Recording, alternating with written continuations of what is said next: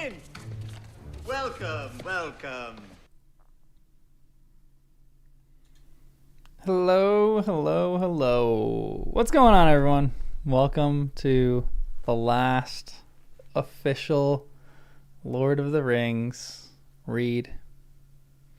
That's crazy. It's crazy to say that. It's crazy. That is crazy. I can't believe it's been like a year.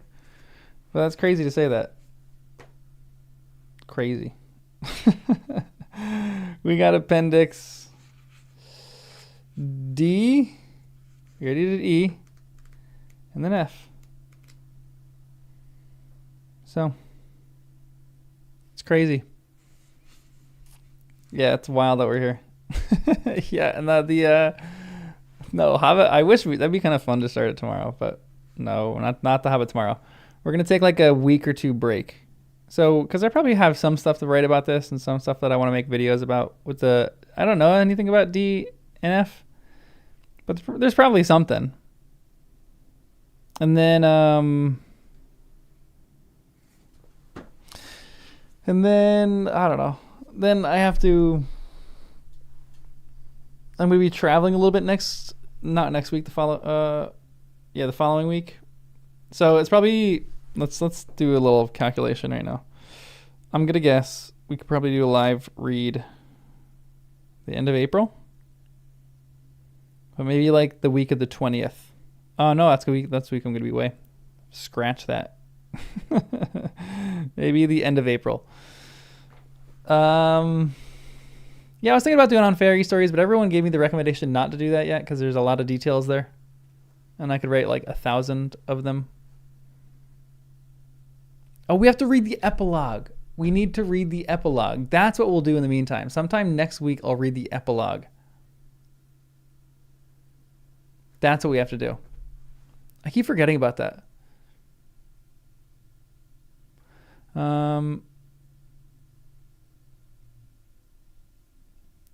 Read the forward before you finish. It's a great piece of context and nice insight on Tolkien's perspective on the writing of the book. Forward. Interesting. Okay. Yeah, maybe I'll do that. That's a good idea. I know Michael will be very happy.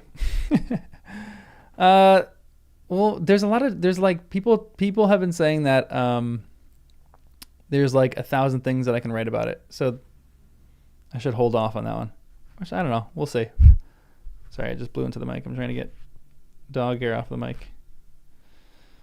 Yeah, I don't know. I don't know what we're going to do. Well, so we'll definitely do the epilogue in sometime in the middle of April. And then we'll do a little bit of The Hobbit starting the end of April. The end of April. Last week of April, we'll start The Hobbit. Wow. I'm so excited to do The Hobbit. I love all the little details that we're getting in the appendices, but I'm really excited to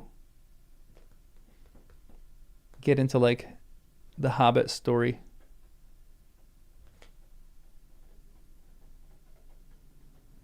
yeah. I think it's more so like people don't want me to delay the Hobbit, so they just want me to get to it as ASAP as fast as possible. I also was gonna say something else, but I forgot. Okay, so I'll do the forward. Is the forward? I don't have the forward, and this is the Return of the King. I don't have the forward. The forward's probably in my fellowship copy. I have another copy, so it's probably in that one too. So I'll figure it out. I'll find it. We'll get there. But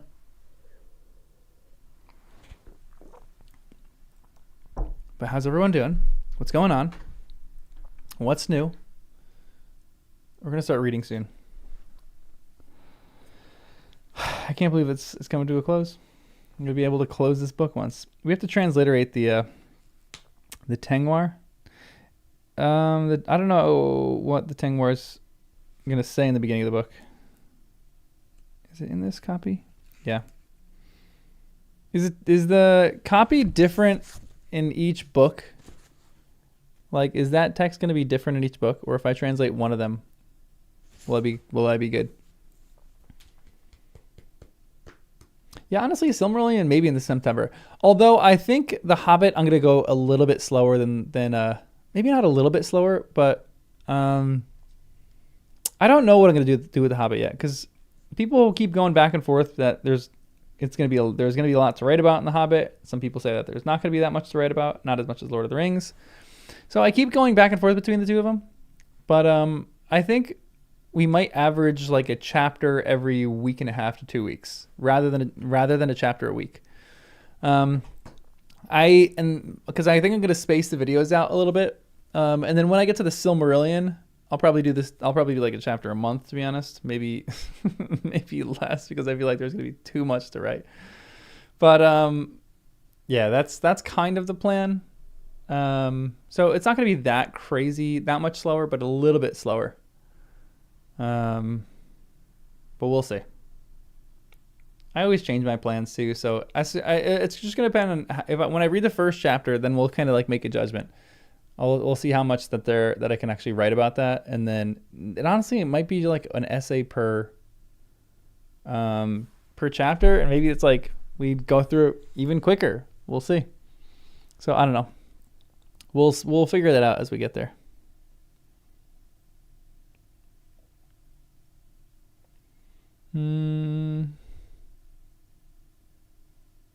Yeah, of Beleriand and its realms. Interesting. Yeah, I think you're right about the Silmarillion. I think I'm just gonna have an essay, maybe even every sentence. I'm just gonna write so much on that one. It's gonna be fun. I can't wait. I know. Listen to the audience for sure. I do want to do one per week. That'd be the ideal. But sometimes life is a little bit too hectic. So, and honestly, maybe we will get to one per week, because maybe there's only going to be like 2 or 3 essays that I can write about each chapter. But I do want to space the content out to be potentially not every day, but every other day at least. But yeah, excited for the Silmarillion. Yeah, I kind of think this. I think the same is. I think you're right. I think the Silmarillion progress is probably going to be about the same as the appendices. The first Appendix A was just. I don't know if I'm going to do full chapters. I might just do like 1 page per week. And that would take us years. 1 page per week, a week of essays on 1 page. We just keep going from there.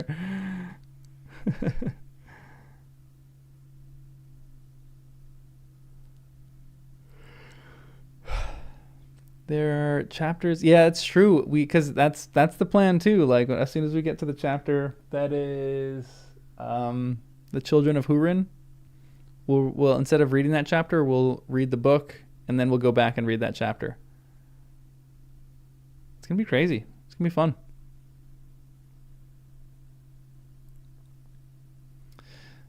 Resting the Silmarillion, moving to Children of Húrin once you get to the Turin of. Yeah, totally. That's what we're gonna do. You'll be dead by then. Yeah, even if they're dense, I'm still excited for that. Yeah, the charm of this channel is I go so slow through it that it's agony to try to get to every single next paragraph. All of you guys, I'm asking questions and you're like, just read the next paragraph, dummy. It says the answer in the next paragraph. And here I am pondering all the thoughts and feelings about a given paragraph, and it's literally in the next. The answer's in the next. Interesting. There's a lot of varying of chapter lengths in the Silmarillion. Yeah, exactly, Pete. Also, everyone like the stream. Like the stream. Nandela, yes, I'm streaming on YouTube too. I'm also, for you guys that don't know, I'm streaming on Twitch and YouTube. So if you want a chilled out chat and you just like don't want any chat, you can go on Twitch, because I have 2 people who are watching on Twitch right now. I just decided to do some of this because I think I'm going to start streaming The Hobbit simultaneously on Twitch as well. See if anybody joins. We got Nemo and Nandela over on Twitch. I'm almost more excited for you to read the Silmarillion than for a new movie or show. Dang. Wow. I feel honored by that. Nandela, what's up? Welcome to YouTube. Nemo, what's up too? Welcome to YouTube again.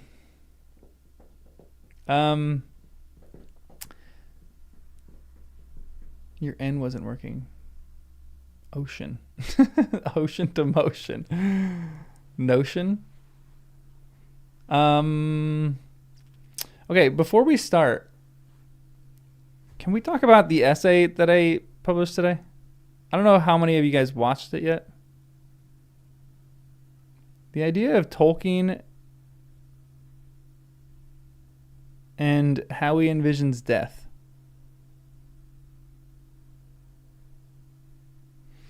I want to talk about it. Hold on one second. Sorry.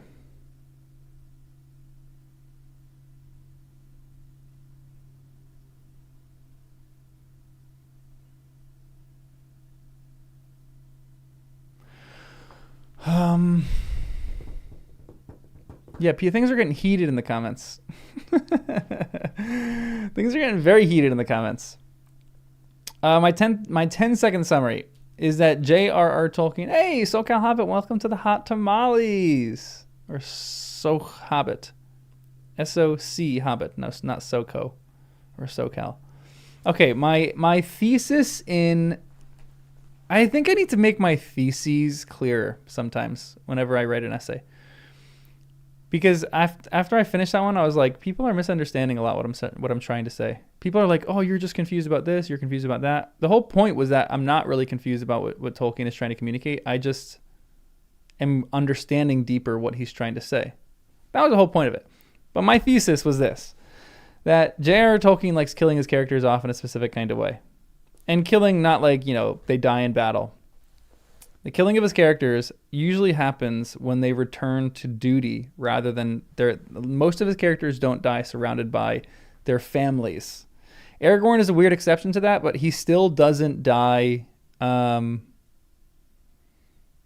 He still doesn't die doing what his family desires for him to do. Well, what Arwen desires for him to do. And I think all that I was saying in that video was I like the idea of dying surrounded by your family, but Tolkien doesn't do that a lot.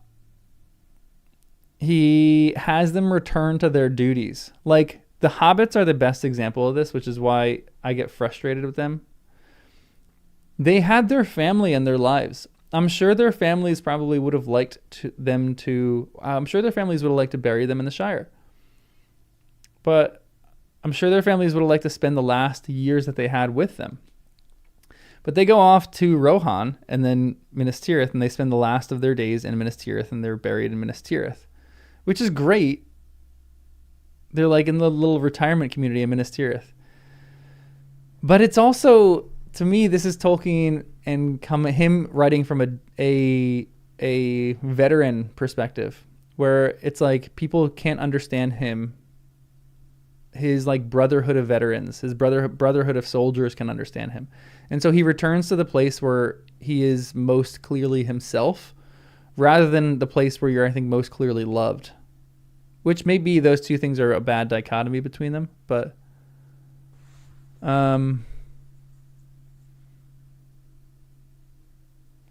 so that was like a weak way for me to say my thesis, but that was kind of my thesis. And I was just saying that I have a slightly different understanding from Tolkien on this, but I'm starting to understand his perspective more. That's all my video was trying to say. The comments are getting a little heated, but it's fun. I don't mind heated comments, but it's still fun conversations. So, going back to the Shire was like falling back asleep. Interesting. I don't know.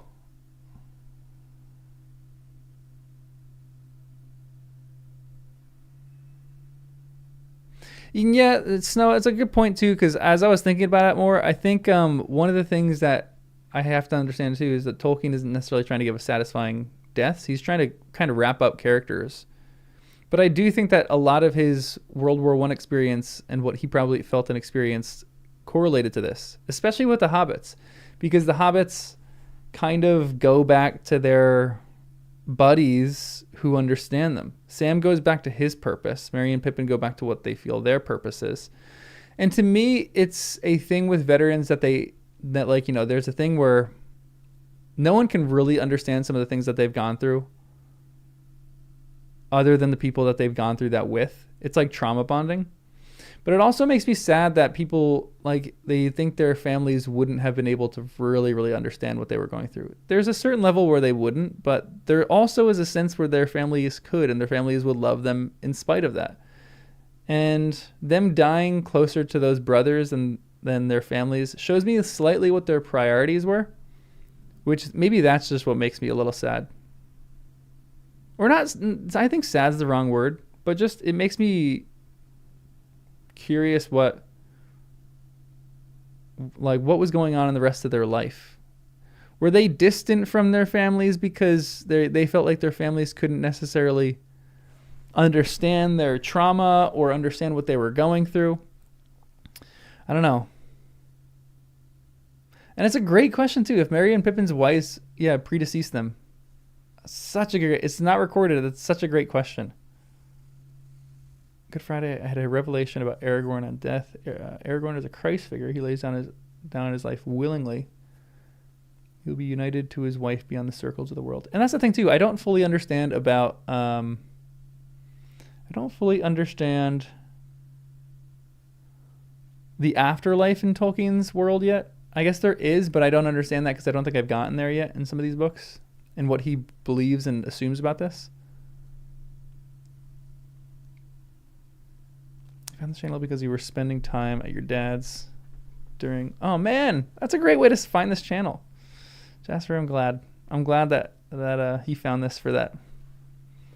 Okay, that's Silmarillion stuff. So yeah, and when I get there, I will have all sorts of stuff to write about it. Aragorn's death specifically is an interesting one to me. It's like a character study in what Tolkien believes and the differences for what he believes for other religions and for sects of his religions, because this is something that I don't know. There is okay, so let's get into the history. Not crazy because we're going to start reading in a minute or two. Briefly, I think Tolkien's Catholicism. And then even let's get on to like Rowling's Anglicanism. Like both of them said they didn't want to impute religion into the story, but obviously religion is imputed into the story whether they wanted to or not. Or maybe that's not really what Tolkien said, but both of their stories are kind of religiously toned. And Tolkien's idea is very Catholic, but at the same time, I don't necessarily think it is. It's like a weird thing. I don't fully understand it because it's like at once the acceptance of death, which is I think it's a necessary thing in life, but at the same point, for certain sects of Catholicism and certain sects of Orthodoxy and Western Christianity, and even Eastern, like death is the ultimate enemy, and so you fight against death and you gnaw against it, and it's just a different take. So I don't know. There's just things that I think are interesting about what Tolkien was writing with Aragorn's death specifically, that I think he's building a world on his own through this, but he's obviously bringing some of his thoughts and feelings on his own religion in there. But I gotta flesh that out in my mind more. Hearing you as podcast while you're building your house. Ooh, Philip, enjoy building your house. That sounds great. Love that. Hopefully I don't put you to sleep with reading Appendix D. I don't know if D is going to be all that interesting. It's languages. Maybe some of you guys, or calendars, and then the Appendix F is languages. We'll see. And that's the thing. Tolkien, and I was talking to someone in the comments about that too. Tolkien writing death as a gift doesn't seem like a Catholic idea. Yes, Trig, I'm totally there with you. Doesn't seem like that. A friend got a golden retriever named Abominable. That's honestly the best name for a golden retriever right there.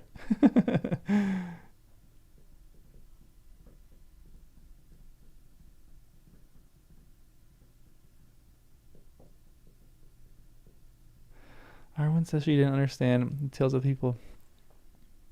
She's talking about the Numenorians, not all humans. Interesting, okay. Your ferret's named Glorfindel. That's a great ferret name.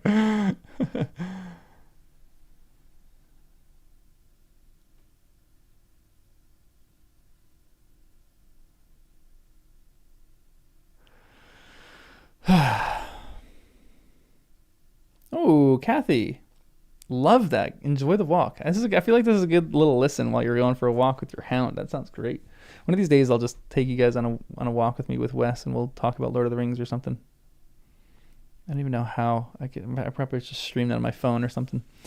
But yeah. Anyway, all of that to say, the essay was controversial today. Getting all sorts of comments, which is, I guess, fueling it. But dang. Didn't intend it to be that controversial. But anyway, guys, we're going to get started and read. Because this is crazy. This is the end of this journey. Everyone like the stream? Like the stream. And we're going to get started on Appendix D, the Shire calendar.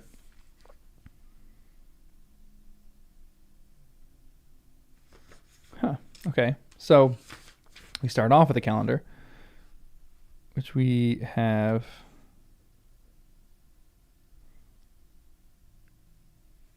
I'm already confused. Oh, there's 30. Okay, 30. There we go, 30. So there's 30 days in each. Oh, man, what a nice calendar. Oh, there's 30 days in each month. Oh, that's it. After Yule, Astron. After Lithe, Winterfilth. Winterfilth. What a good name for a month. Salmath, Thrimage, Wedmath, Blotmath, Wraith, Forlythe, Halamath, and Foryule. Winterfilth. Winterfilth is the best name for a month that I've ever heard. Honestly, April kind of is Winterfilth.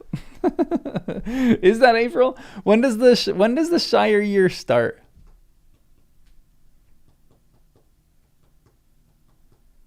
The winds of Winterfilth.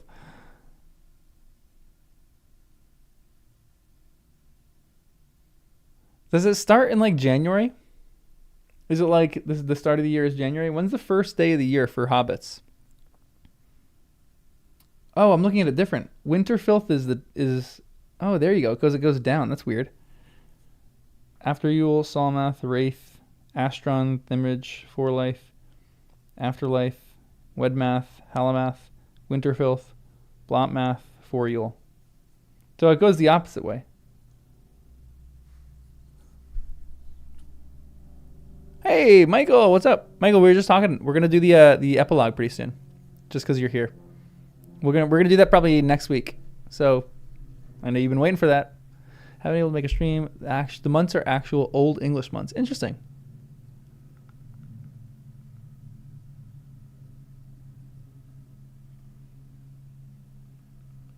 Winterfilth. So Winterfilth would be October. That's a great month for. That's a great name for that. Okay, let's read. Every year began on the first day of the week. That makes sense. I like that already. Saturday, the first day of the week, Saturday, and ended on the last day of the week, Friday. Oh, weird. The mid-year's day, and in leap years, the overlythe had no weekday name. The Lithe before mid-year's day was called the first of Lithe, and the one after called the second Lithe. The Yule at the end of the year was the first Yule, and that at the beginning was the second Yule. The overlythe was a day of special holiday, but it did not occur in any of these years important to the history of the Great Ring. It occurred in 1420, the year of the famous harvest and wonderful summer.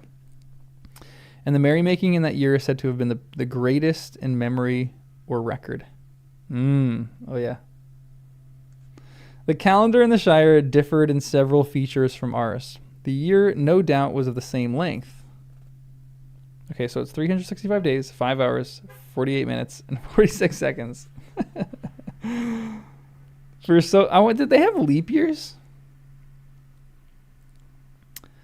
The year, no doubt, was of the same length.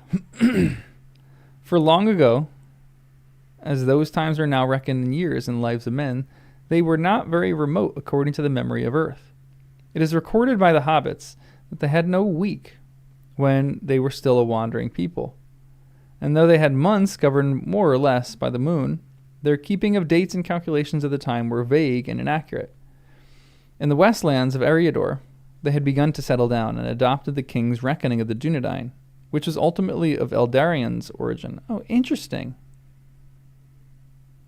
But the hobbits of the Shire introduced several minor alterations. This calendar, or Shire reckoning as it was called, was eventually adopted also in Bree, except for the Shire usage of counting year 1 as the year of colonization of the Shire. Okay, so year 1 is the colonization of the Shire, okay.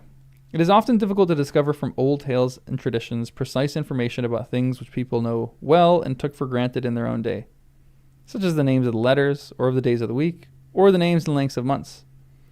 But owing to their general interest in genealogy and to the interest in ancient history, which the learned amongst them developed after the War of the Ring, the Shire hobbits seemed to have concerned themselves with a good deal with dates.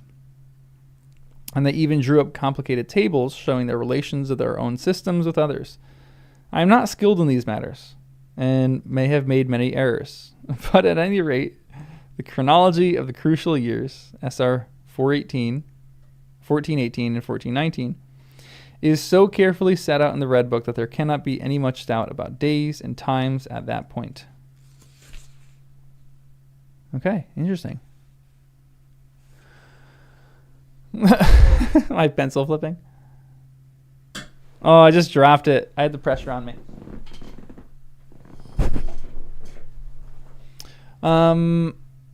Overlife is leap day. Oh, okay, interesting. Overlife is leap day. That makes sense. Mid-year's day, and they do it mid-year. That's cool. That makes so much sense. I love that. I can't believe it's still just hitting me how we're gonna finish this. This is crazy to me. It's kind of sad. It seems clear that the Eldar in Middle-earth, who had, as Samwise remarked, more time at their disposal, reckoned in long periods, and the Quenya word yen, often translated year, really means 144 of ours. Whoa.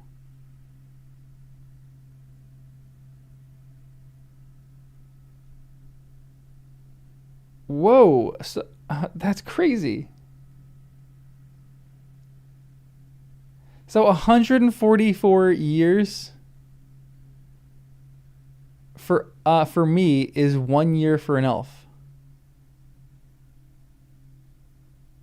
That's crazy.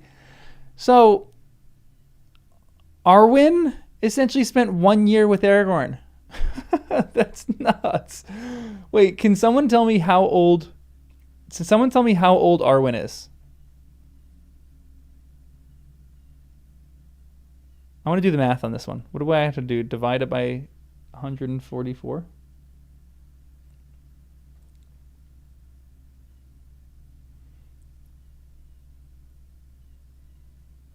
Okay, so let's just say she's 27 clear 2,700 divided by 144. So she's only 18.75. It's like, yeah, we're doing Arwen in dog years. That's crazy. So that's crazy. That's really crazy. That's blowing my mind. So she's like married at 18 and she's like, dang, it's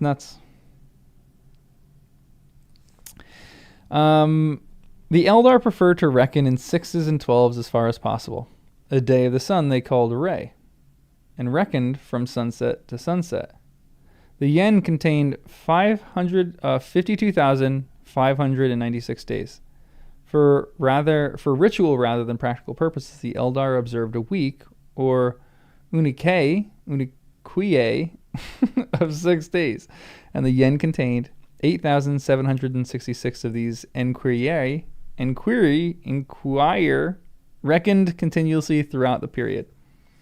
In Middle-earth, the Eldar also observed a short period or solar year, called a coronaire, or a sun round, when considered more or less astronomically, but usually called loa, growth, especially in the northwestern lands, when the seasonal changes in vegetation were primarily considered, as was usual with the elves generally.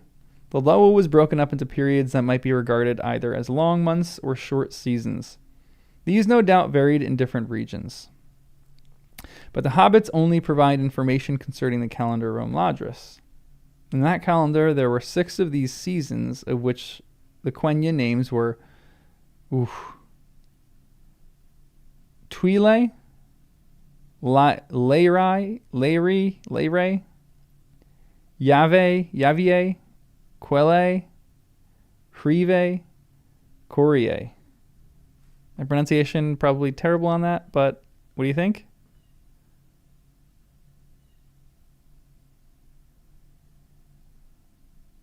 She's a cougar that's technically younger. Arwen, yeah. Love that. Good for her. Which may be translated spring, summer, autumn, fading winter, or fading winter and stirring. Ooh, cool. Fading and stirring. We need to add those months. If we do every time there's a mispronunciation, you guys are going to be hammered by the end of this.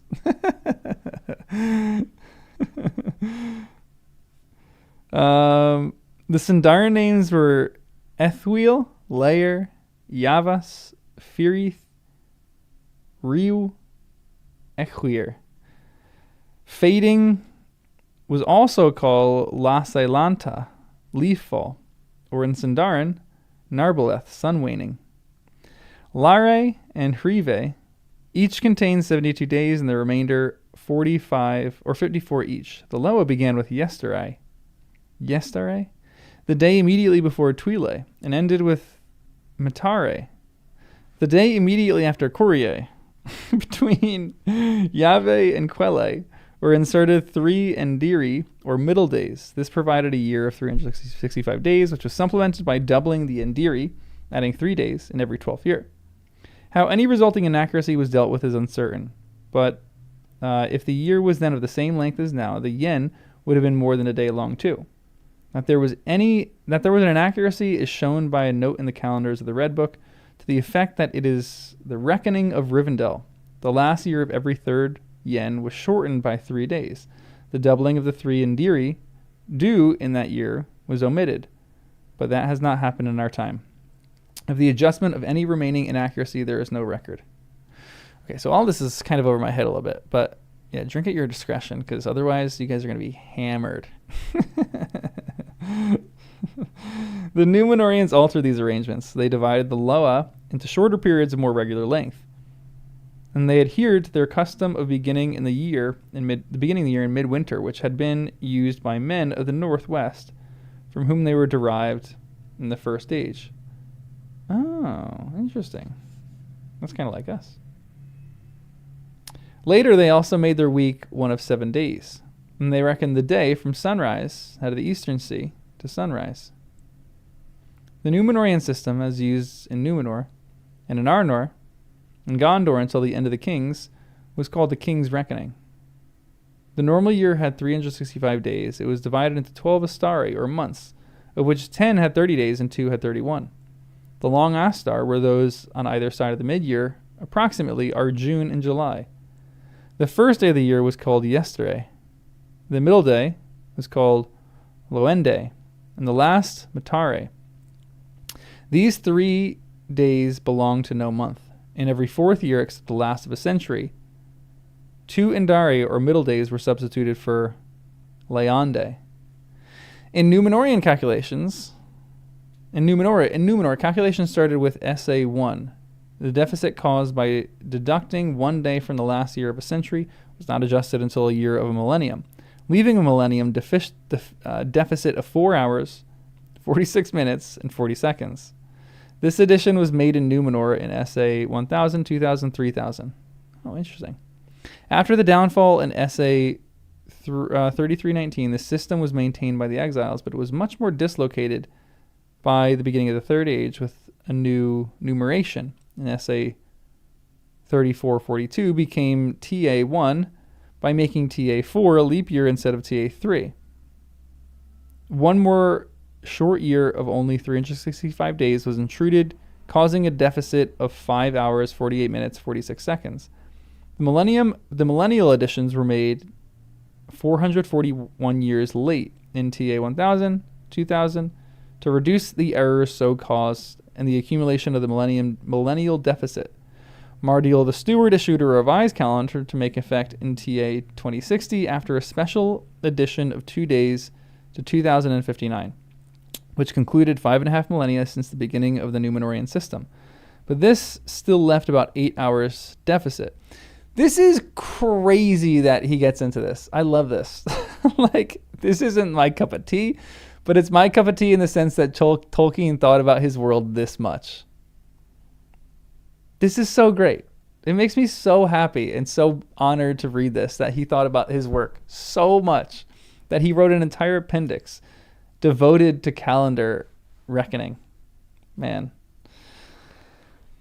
By the end of the Third Age, after 660 more years, the deficit had not yet amounted to 1 day.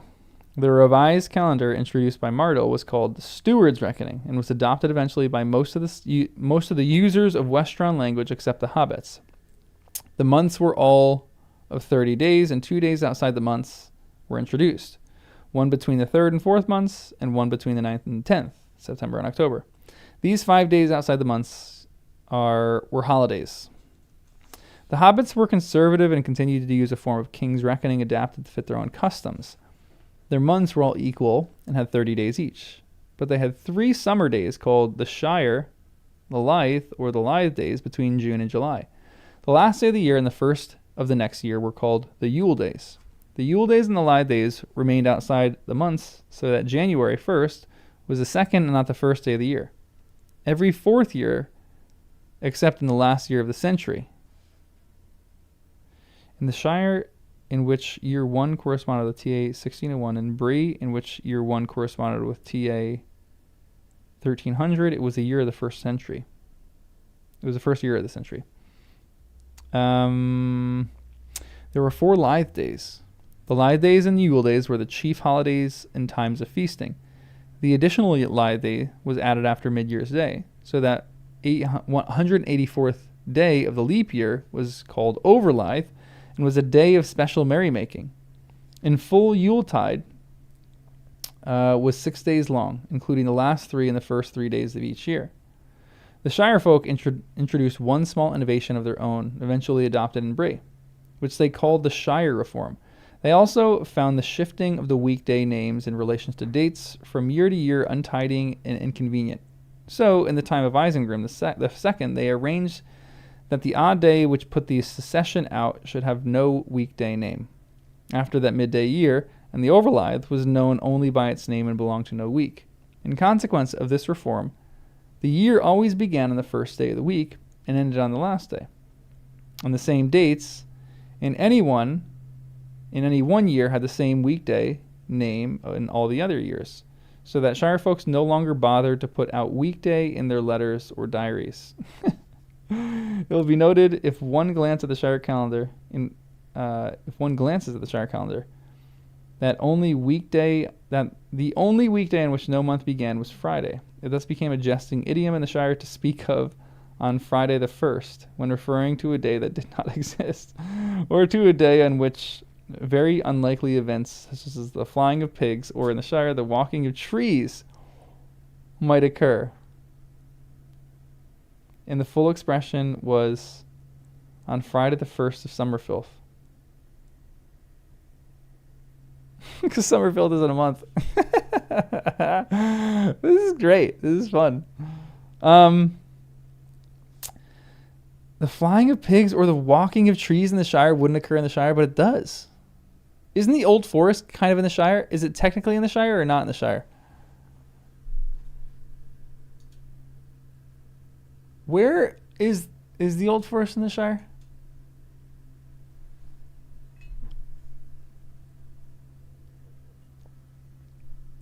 It's not in the Shire? Okay. It's in Eregion, though. It was in Breland? Maybe. I kind of thought it was, too. Just outside of the borders? Okay. But hey, how do they know that there's some trees that aren't walking around? Or some Entwives. The Entwives might have passed in one time. Maybe that's where maybe he's giving us right there a little hint of, hey, maybe there's a few Entwives who walked into the Shire and all of a sudden the hobbits went, wow, that is crazy. And then they walked out and then they told their friends and their friends said, no way. And then it became a running joke that, oh yeah, when trees walk in the Shire. That's where I'm coming at. That's where I'm coming up with some headcanon right now.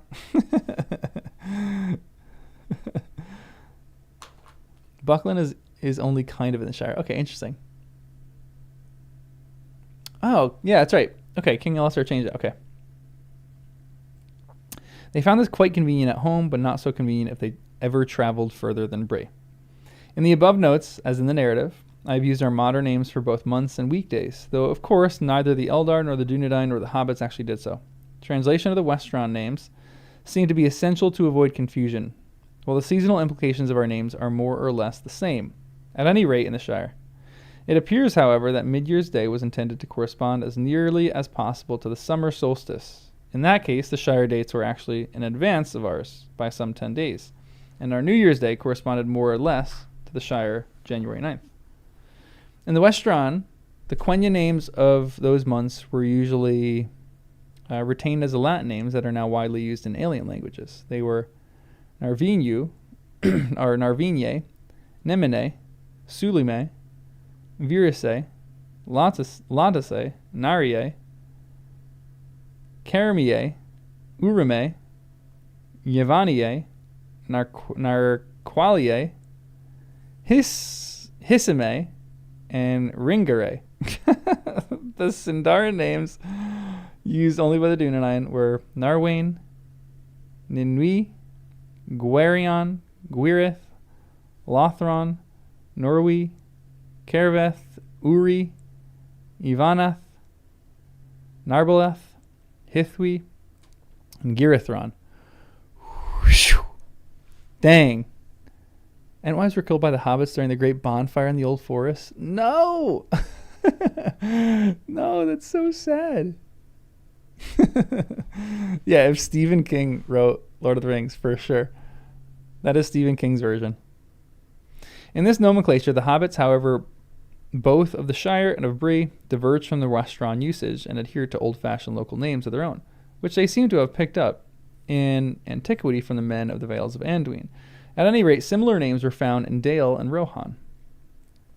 The meaning of these names devised by men had, as a rule, long been forgotten by the hobbits, even in cases where they had originally known what their significance was, and the forms of the names were much obscured in consequence. Math, for instance, at the end of some of them is a reduction of month. The Shire names are set out in the calendar. It may be noted that Solmath was usually pronounced and somewhat written Sumath. Thrimage was often written Thrimich, archaically Thrimilch, and Blotmath was pronounced Bloodmath or Blamath.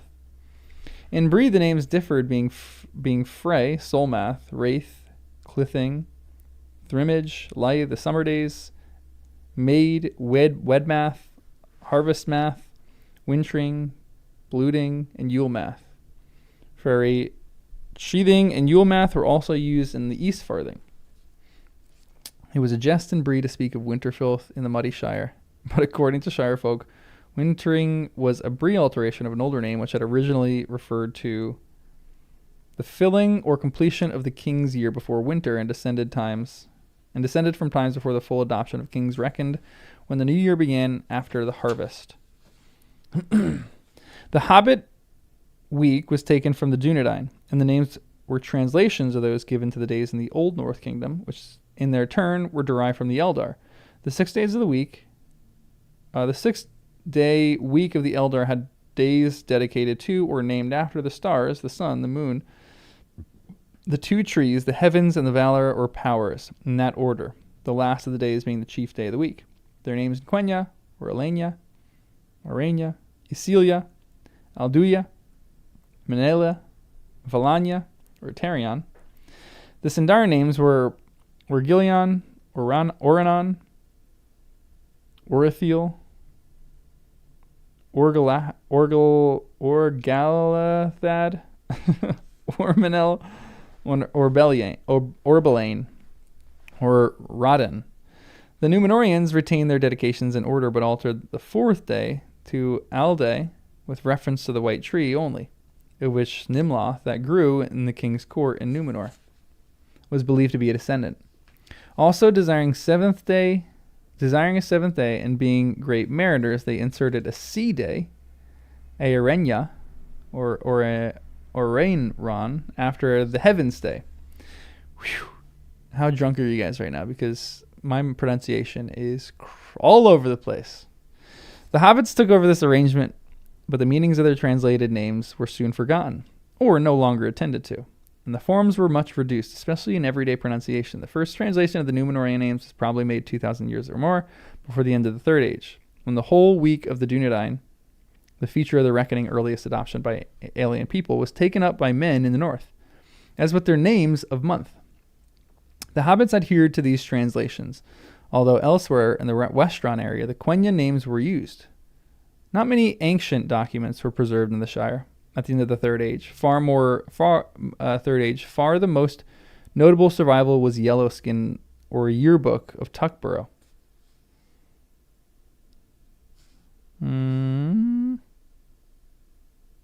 Okay. Its earliest entries seem to have begun at least 900 years before Frodo's time, and many are cited in the Red Book, Annals, and Genealogies. In these, the midday names appear in archaic forms, of which the following are the oldest: Sterende, Sunende, Monende, Trewisday, Heavensday, Merisday, High Day. In the language of the time of the War of the Ring, these had become Sturday, Sunday, Monday, Tuesday, Heaven's Day, or Hen's Day, Mare's Day, and High Day. Dang! Okay, so we're getting closer to ours. I have translated these names also into our own names, naturally beginning with Sunday and Monday, which occur in the Shire week with the names as ours, and renaming the others in order. It must be noted, however, that the associations of the names were quite different in the Shire. And the last day of the week, Friday, High Day, was a chief day. And one of holiday, high noon, after evening feast. Saturday thus corresponded more nearly to our Monday, and Thursday to our Saturday. A few other names have been mentioned that have a reference to time, though not used in precise reckonings. The seasons usually named were Tuile, spring, Lare, summer, Yavie, autumn or harvest, and Hrive, winter. But these had no exact definitions, and Quelle or Las Lanta was also used for the latter part of autumn and the beginning of winter. The Eldar paid special attention to the twilight in the northerly regions, chiefly as a time of star fading and star opening. They had many names for these periods, of which the most usual were Tindome and Undome. Undomiel. What does Undomiel mean in relation to Undome?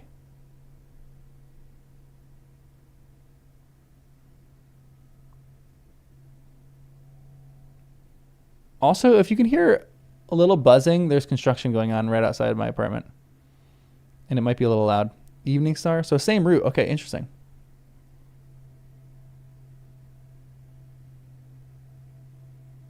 And dominate to the evening. Okay, so evening star. Does EL just mean the star? Like, I don't know. Undo, maybe evening, or ending or closing. Okay, lovely. Thank you. These were often called, hold on, I skipped a sentence. The Sindar names were Weal, which could be used as Manweal and Adweal. These were often called in the Shire Morodwim and Evendim. Oh, interesting. Like Evendim as a translation of Nenweal. The Shire reckoning and dates are the only ones of importance for the narrative in the War of the Ring. All the days, months, and dates are in the Red Book translated into Shire terms or equated with them in notes. The months and days, therefore, throughout the Lord of the Rings refer to the Shire calendar. The only points in which the differences between this occur and our calendar are the beginning of the story at the crucial period and the end in 3018 at the beginning of 3019. Are these: October in 1418 has only 30 days, January 1st is the second day of 1419, and February 3rd has 30 days, so that March 25th, the date of the downfall of Barad-dûr, would also correspond to our March 27th, if our year began at the same seasonal point. The date was, however, March 25th in both the King's and the Steward's reckoning. The new reckoning, as was begun in the restored kingdom in TA 3019, it represented a return to King's reckoning adopted to fit a spring beginning as the Eldarin Loa. In the new reckoning of the year began on March 25th, Old Style, in commemoration of the fall of Sauron and the deeds of the Ring Bearers. The months retain their former names, beginning now with Virasea, April, but refer to periods beginning generally 5 days earlier than previously. All the months had 30 days. There were 3 Indiri, or middle days, of which the second was called Loende, between Yavane, September, and Narquile, October. That corresponds with September 23rd, 24th, 25th Old Style. But in honor of Frodo, Yavane 30, which corresponds with the former September 22nd, his birthday, was made a festival, and the leap year was provided for by doubling the feast called Cormare, or Ring Day. The fourth age was held to have begun with the departure of Master Elrond, which took place in September 3021. But for purposes of the record of the Kingdom of Fourth Age was the year that began, according to the new reckoning, March 25th, 3021, Old Style. This reckoning was in the course of the reign of King Elisar adopted in all the lands except the Shire, where the old calendar was retained and Shire reckoning was continued. Fourth Age 1 was thus called 1422, and insofar as hobbits took any account of the change of the age, they maintained that it began with the 2nd of Yule 1422, and not in the previous March. There is no record of the Shire folk commemorating either March 25th or September 22nd, but in the West Farthing, especially in the country around Hobbits and Hill, they are a group accustomed of making holiday and dancing in the party field, when weather permitted, on April 6th. Some say that it was old Sam Gardiner's birthday. Some, it was the day on which the golden trees first flowered in 1420. Some say that it was the elves' New Year. In the Buckland, the horn of the Mark was blowing at every sundown every November 2nd, and bonfires and feastings followed. Aw, that's great. All right, that was a lot of an appendix, but I like that he gets into that in that level of detail. Again, like, I'm going to forget everything that's there, but it, at the very least, shows me that this guy cared so much about this world. Oh, I love that. You got none of that. Yeah, all right, guys, I'm going to reread that one and get ready. I'm also going to read all of Appendix E. Some of you would love that. I already did that. So if you want that, go look up on the channel because we already did Appendix E. Aragorn just remakes the calendar. Yeah, he's a detail-oriented maniac. That's a great way to put it. Which is great for us. That makes it so great for us. I love that. But it also is insane that he thought of it in this detail. It makes me so happy. Did I not do the second part of E when I read it initially? I thought I did. I think I did. I don't know if I can actually do this again.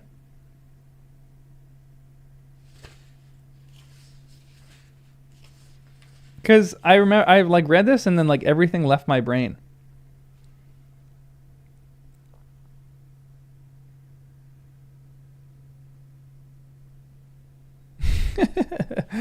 Wait, can we? Maybe we should translate the Quenya poem, the Marie poem together. What's the Marie poem? Is that the beginning? Like I can barely even read that right now. It's not a it wouldn't be a transliteration, would it? It's not, definitely not a transliteration. Like this would actually be a translation, I'm guessing. And I'd have to know Quenya to actually know that, right? Or no? Ooh, that is actually awesome. Living your life according to the Shire calendar. Also, thanks for the $5, Michael. Thanks for the $5 before too. Appreciate it. So it's in Quenya, so I wouldn't even know it at first. Yeah, Nemo, you got to teach me Quenya, and then we can get to that. I want to know what it says, though.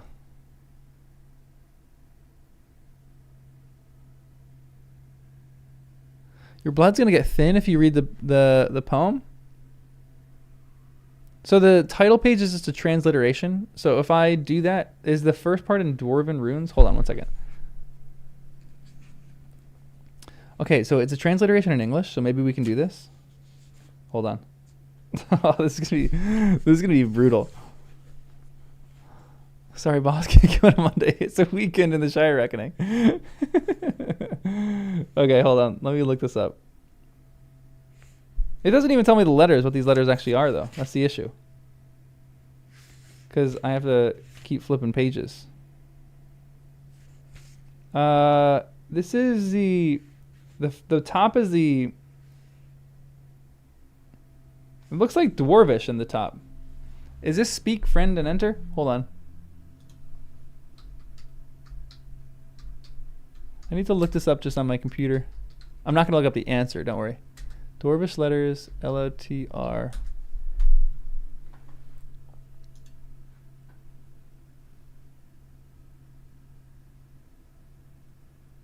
The top is runes, the below is Tengwar. Okay. Does it let me do the Hold on, let's look this up real quick. Let's see if I can do this fast. The first letter is... Can't even figure out what the first letter is.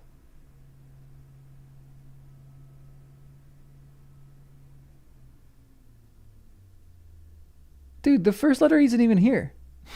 Guys, are you guys leading me on a wild goose chase? Looks like the letter 4, but there's no... this is an F?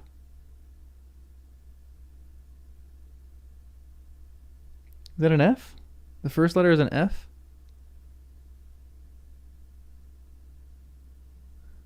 I'm going to guess it's an F. F. L. No, that's not an L. F. F-C-H?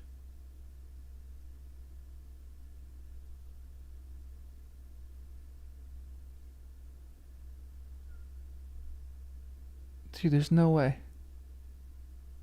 It's too scrunched together. I can barely make this out. Some of these letters don't even make sense. I don't think this image is helping me out.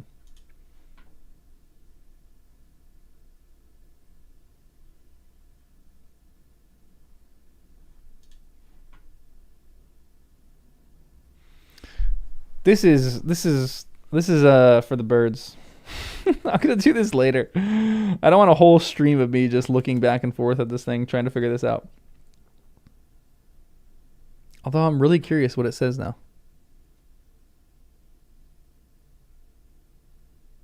The first character is a diphthong. Hold on, let me actually look back in this real quick. This is like I have to go. This is literally like a. Okay, let me look this up real quick, because there's a lot more characters in the book than there actually are in what I was looking at online. Okay, so the first letter I think is 3, which is an F, or it could be.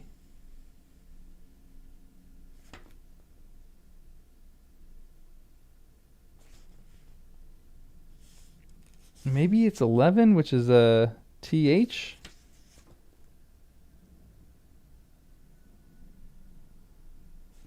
Huh? Oh, it's a the. So the first letter is the.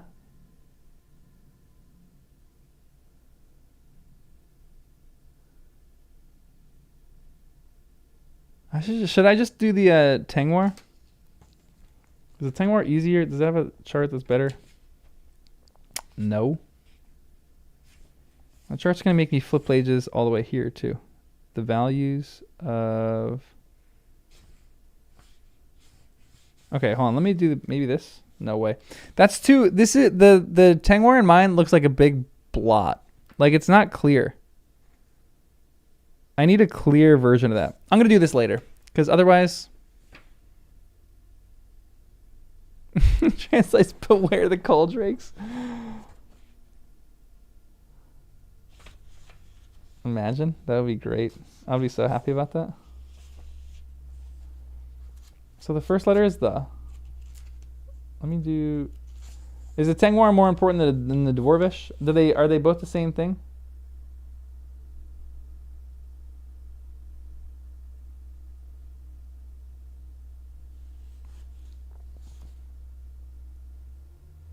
What the heck is that figure?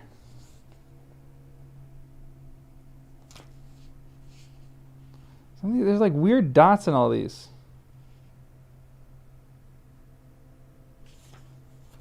Can anybody else hear the construction outside my apartment right now? It's loud. The dot is put in instead of the space. Thank you. Okay, so the is the first one. And the bottom, there's like a weird T with a weird cross thing. That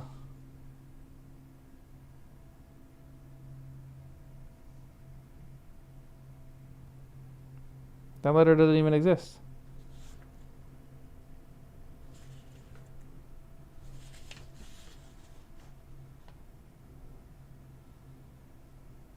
That letter doesn't even exist. Oh, there it is. 31, which is L. The L, I'm guessing it's Lord of the Rings? No. The L, that'd be too long. The L.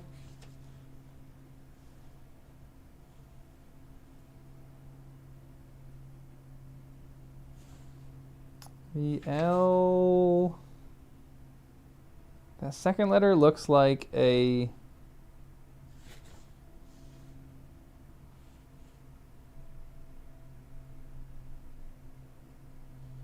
I don't even know. Maybe 15, which is SH. That doesn't make any sense. LSH, Lasha.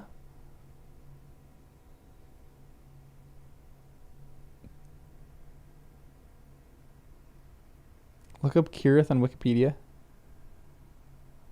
It has a chart.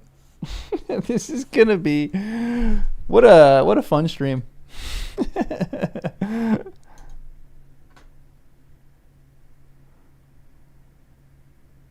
Hey, I got you to pull up your own copy. Wait, someone send it to me. Kirith.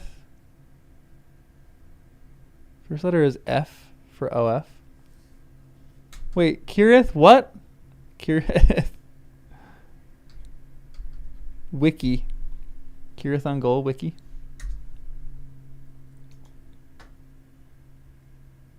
Just send me to Kirith on Goal.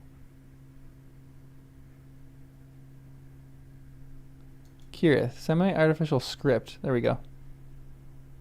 Consonants, vowels. Okay, this helps. Does it help? I want to be able to...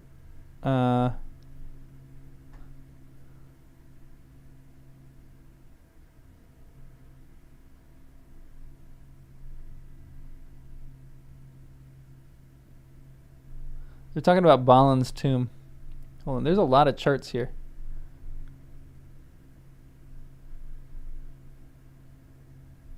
There's notes on each of these.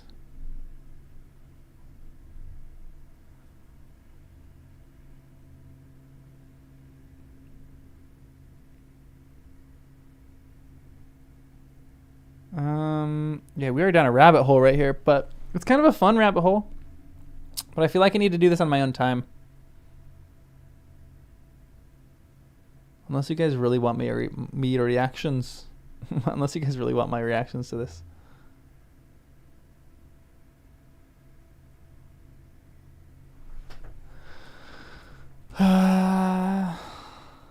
Okay, maybe I could do this on this.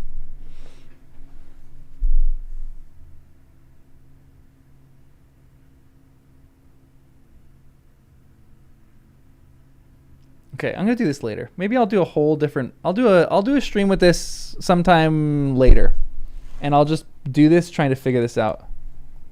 Because we have a lot of reading for F, so I want to get to F.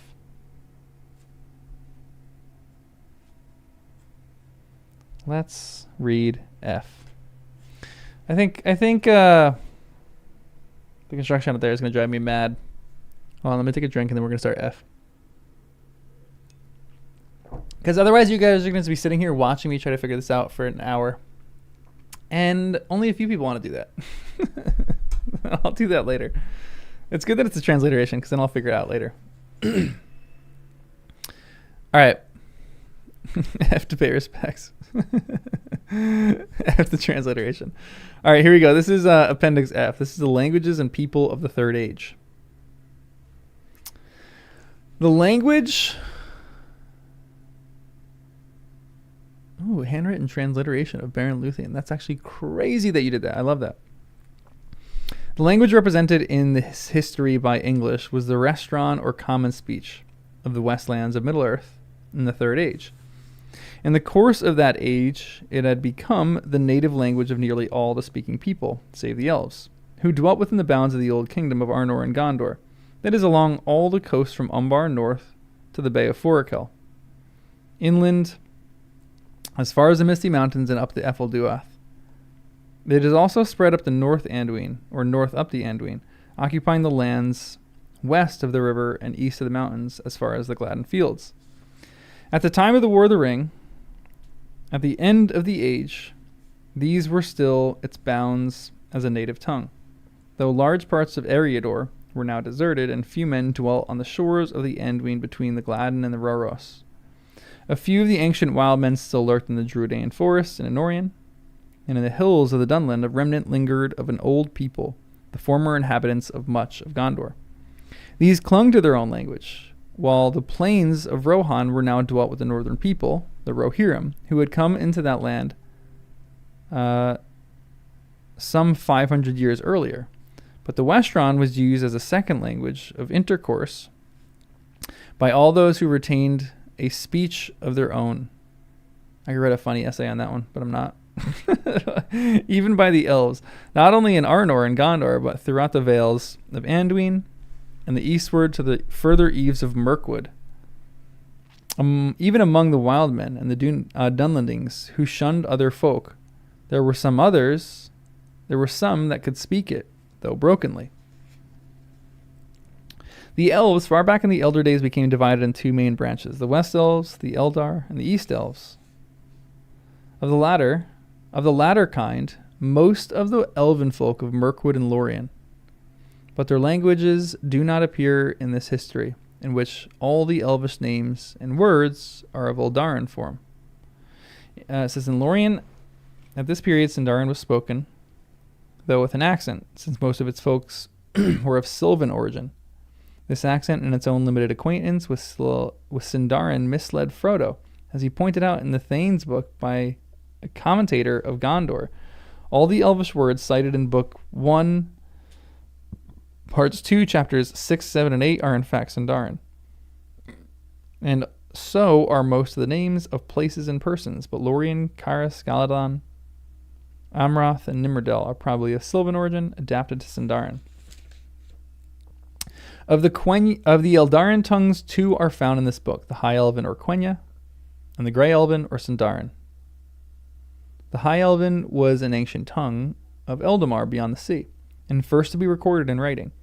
It was no longer a birth tongue, but had become, as it were, an Elven Latin, still used for ceremony, and for high matters of lore and song, by the High Elves, who had returned in exile to Middle-earth at the end of the First Age.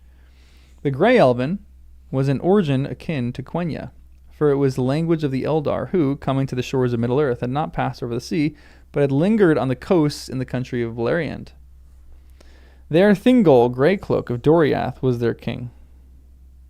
And in long twilight their tongue had changed with the changefulness of mortal lands, and become far estranged from the speech of Eldar, from beyond the sea. The exiles, dwelling among the more numerous grey elves, had adopted the Sindarin for daily use, and hence it was the tongue of all those elves and the elf lords that appeared in this history. For these were all of the Eldarin race, even where the folk that they ruled were of lesser kindreds. Noblest of all was the Lady Galadriel of the royal house of Finarfin, the sister of Finrod Felagund, king of Nargothrond. In the hearts of the exiles, the yearning for the sea was an unquiet, never to be stilled. Interesting. In the hearts of the Grey Elves, it slumbered, but once awakened, it could not be appeased. Whoa, interesting. There's some weird essay in that. The longing for the sea.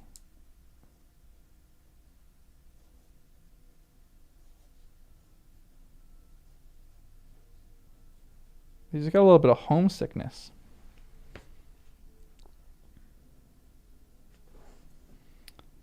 Strange. Legolas was a gray elf. Interesting. Okay. This is of men. The Westron was a mannish speech, though enriched and softened under elvish influence. It was in origin the language of those whom the Eldar called the Etane, or the Dain, fathers of men, being especially the people of the three houses of the elf friends who came into Beleriand in the First Age, and aided the Eldar in the war of the Great Jewels against the dark powers of the North. Is Beleriand all of Middle Earth again? I think I remember that, but someone refresh my memory again.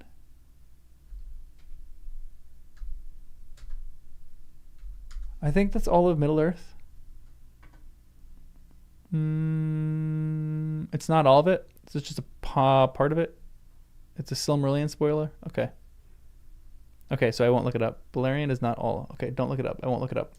Stop. Don't look it up. Okay, here we go. After the overthrow of the Dark Power, in which Beleriand was, for the most part, drowned or broken.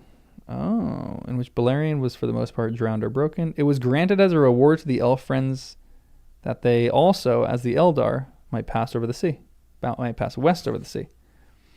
But since the Undying Realm was forbidden to them, the Great Isle was set apart for them.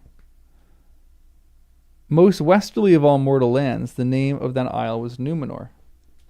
Most of the elf friends, therefore, departed and dwelt in Numenor, and there they became great and powerful, mariners of renown and lords of many ships. They were fair of face and tall, and the span of their lives was thrice that of the men of Middle Earth. These were the Numenorians, the kings of men, whom the elves called the Dunedain. The Dunedain alone of all races of men knew and spoke an elvish tongue, for their forefathers had learned the Sindarin tongue, and this they handed on to their children as a matter of lore, changing little with the passing of the years. And their men of wisdom learned also the high elven Quenya, and esteemed it above all other tongues. And in it they made names for many places of fame and reverence, and for many men of royalty and great renown. Quenya, for example, are the names Numenor, or in full Numenore, Alendi, Isildur, and Anarion, and all the royal names of Gondor, including Elisar, Elfstone. Most of the names in the other men and women of the Dunedain, such as Aragorn, Denethor, Gilrain, are of a Sindarin form, being often the names of the elves remembered in the songs and histories of the First Age, as Beren and Hurin. Some few are mixed forms, as Boromir. Interesting, Boromir is a mixed form of that name. That's kind of cool. But the native speech of the Numenorians remained for the most part their ancestral Mannish tongue. The Andunaic, however you say that, and this in the latter days of their pride, and their kings and lords returned, abandoned the elven speech, save only a few that still held on to their ancient friendship with the Eldar. In the years of the power of the Numenorians, the Numenorians had maintained many forts and havens upon the western coasts of Middle-earth for the help of their ships. And one of the chief of these was that the Pelargir, near the mouth of Anduin.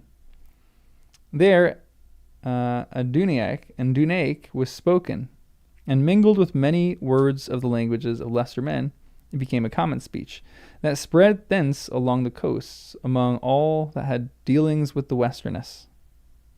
After the downfall of Numenor, Elendil led the survivors of the elf friends back to the northwestern shores of Middle-earth. The northwestern shores. Interesting. Okay. Why did I think they landed in the south? Who landed in the south again? Where the stone is. The Erech.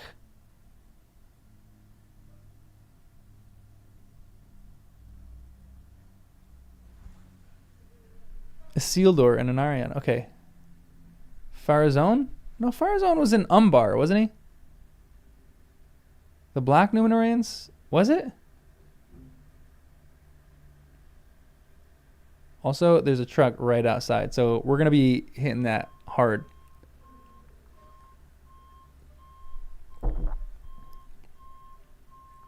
I hope this isn't too loud the entire time. I hope they're not doing construction right outside. But it sounds like they are. Farazone was sunk. The attack came on Sauron. But you guys know what I mean? So there is the stone that Aragorn goes when he is going to fetch the army of the dead. Doesn't it say that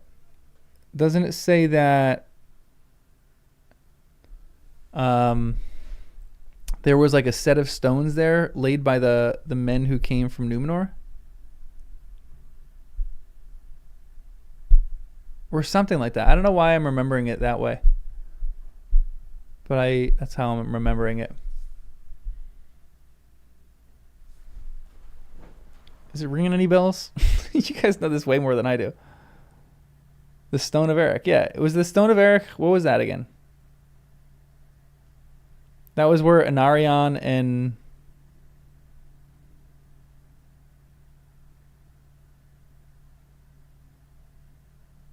that was set by Isildur. Okay, interesting. I remember it said something there about that. Isildur placed the Stone of Erech. Okay, I'll go with that. Okay. Where am I? The northwestern shores of Middle-earth. There many already dwelt who were in the north or part of Numenorian blood, but few of them remember the Elvish speech. All told, the Dunedain were thus, from the beginning, far fewer in number than the lesser men, among whom they dwelt and whom they ruled, being lords of long life and great power and wisdom. They therefore used the common speech in their dwellings, in their dealings with other folk, and in the government of their wide realms. But they enlarged in language and enriched it with many words drawn from elven tongue.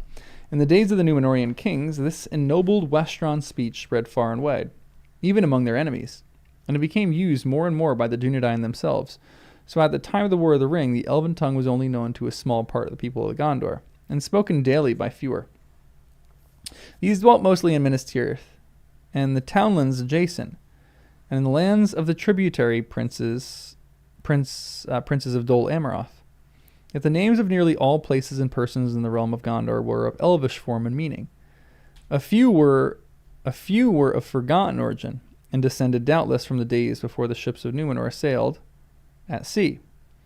Among these were Umbar, Arnok, and Erech. There you go, Erech.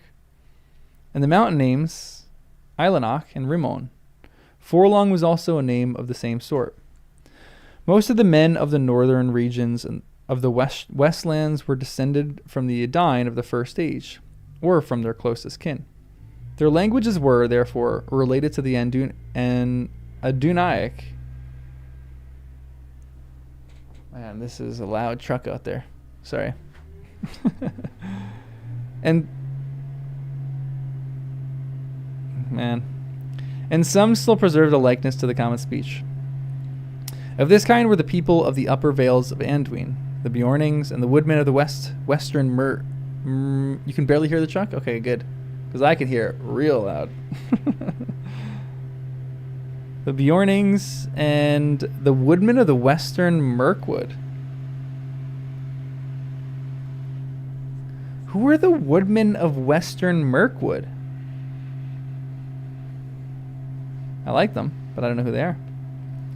And further north and east, the men of the Long Lake and of Dale. From the lands between the Gladden and the Carrick came the folks that were known in Gondor as the Rohirrim, the master of horses. They still spoke their ancestral tongue and gave new names in it to nearly all the places in their new country. And they called themselves the Earlings, or the men of the Riddermark. But the lords of the people used the common speech freely, and spoke it nobly after the manner of their allies in Gondor. For in Gondor, whence it came, the Westron kept still a more gracious and antique style. Wholly alien was the speech of the wild men of Druidain Forest. Alien too, or only remotely akin, was the language of the Dunlendings. These were a remnant of the people that had dwelt in the vales of the White Mountain in the ages past. The dead men of Dunharrow were of their kin. But in the dark years, others had removed to the southern dales of the Misty Mountains, and thence come and had passed, and some had passed into the empty lands as far north as the Barrow Downs. From them came the men of Bree. But long before these had become subjects of the northern kingdom of Arnor, and had taken up the Westron tongue. Only in Dunland did men of this race hold to their old speech and manners, a secret folk unfriendly to the Dunedain, hating the Rohirrim. Of their language nothing appears in this book, save the name Forgoil, which they gave to the Rohirrim, meaning strawheads, it is said. Dunland and Dunlendings are the names that the Rohirrim gave to them because they were swarthy and dark-haired. There is thus no connection between the word Dun in these names and the Grey Elven word Dun, Dune, meaning west. Interesting, okay. Yeah, it's a little bit annoying in real life, but it's alright. Michael. This is interesting. It's giving me a little bit of a background in this that I kind of like. Ooh, we still got a lot of this left. All right, we keep reading because we got a lot. Of hobbits. The hobbits of the Shire and of Bree had at this time, for probably 1,000 years, adopted the common speech. They used it in their own manner freely and carelessly, though the more learned among them had still at their command a more formal language when occasion required. There is no record of any language peculiar to hobbits. In ancient days, they seem always to have used the languages of men near whom or among whom they lived. Thus they quickly adopted the common speech after they entered Eriador. And by the time of their settlement at Bray, they had already begun to forget their former tongue. This was evidently a Mannish language, and the Upper Anduin, akin to that of Rohirrim.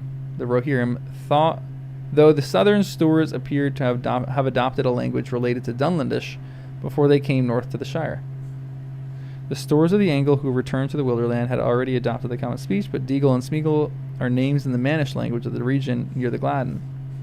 Tolkien was so excited writing this with all his footnotes. This guy is just ecstatic to be talking about languages.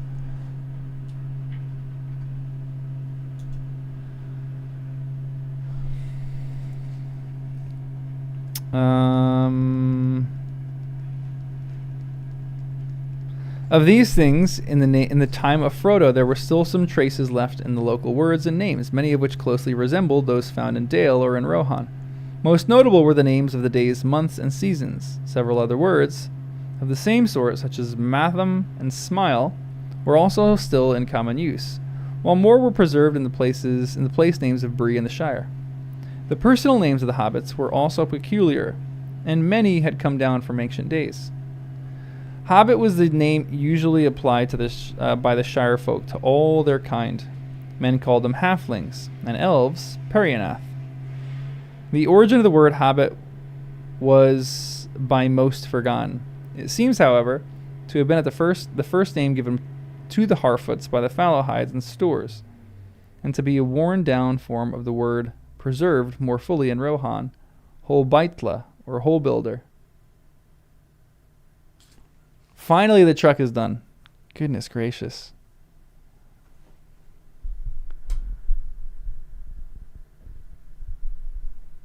Some people on Twitch are hearing the truck a little bit more than YouTube, I guess.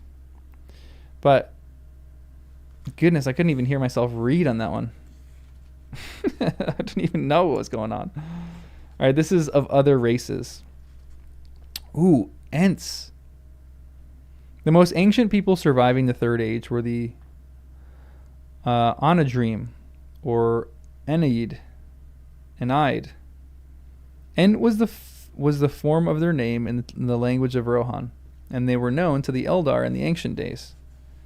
And to the Eldar, indeed, the Ents ascribed not their own language, but the desire for speech. The language that they had made was unlike all others, slow, sonorous, agglomerated, repetitive, indeed long-winded, formed of a multiplicity of vowel shades, and distinctions of tone and quality which even the masters of the Eldar had not attempted to represent in writing. They used it only among themselves, but they had no need to keep it secret, for no others could learn it. This is great. Ents were, however, themselves skilled in tongues, learning them swiftly and never forgetting them. But they preferred the languages of the Eldar, and loved best the ancient High Elven tongue. The strange words and names that the hobbits recorded as used by Treebeard and other Ents are thus Elvish, or fragments of... Sorry, my phone was going crazy there. Treebeard used are fragments of elf speech strung together in Ent fashion, except where hobbits seem to have made some attempt to represent shorter murmurs and calls made by the Ents. Ala la la la la Ruma, Commanda, Lindor, Brume is also not Elvish, and is the only extent, probably very inaccurate, attempt to represent fragment of actual Entish. This is so fun. Some are Quenya, such as Tora, Lome, Tumbalmorna. Oh, here goes the truck again. Man, what the heck is going on? It's so loud. Which may be rendered as forest many shadowed, deep valley black, deep valley forest, gloomy land. By which Treebeard meant more or less, there is a black shadow in the deep dales of the forest. Some are Sindarin as Fangorn, beard of tree, or Fimbrethil, slender beach. Interesting. So we have our first little translation of this. So the literal way that Treebeard would say there's a black shadow in the deep dales of the forest are forest many shadowed, deep valley black, deep valley forested, gloomy land. That's crazy. That's so cool. No, it's not the trimmers. It's just they're doing construction on all the roads out here. They're replacing some of the pipes. So it sounds like a cement truck almost. But I don't know what they're doing over there. It's loud. Whatever it is, it's loud. Forest many, shadowed deep valley black, deep valley forested gloomy land. Translation: there's a black shadow in the deep dales of the forest. This is crazy. This is kind of funny. All right, this is Orcs and the Black Speech.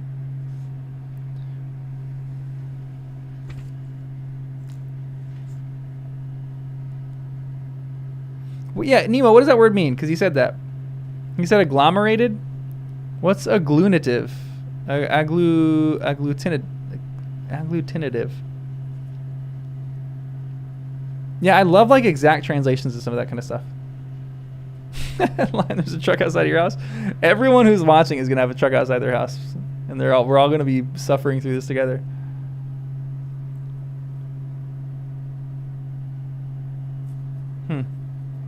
This is Orcs and the Black Speech. Orc is the form of the name that other races had for the foul people, as it was in the language of Rohan. In Sindarin, it was Orc, related no doubt to the word Uruk of the Black Speech, though this was applied as a rule only to the great soldier orcs that at this time issued from Mordor and Isengard. The lesser kinds were called, especially by the Urukai, Snaga, or slaves. Interesting! So what's that? What's the other? Wasn't an orc called Snaga? Who was the one orc?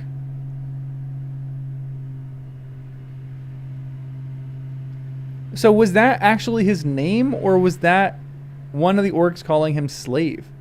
He was a lesser form. So Snaga is just a slur. So he was using it as a slur there.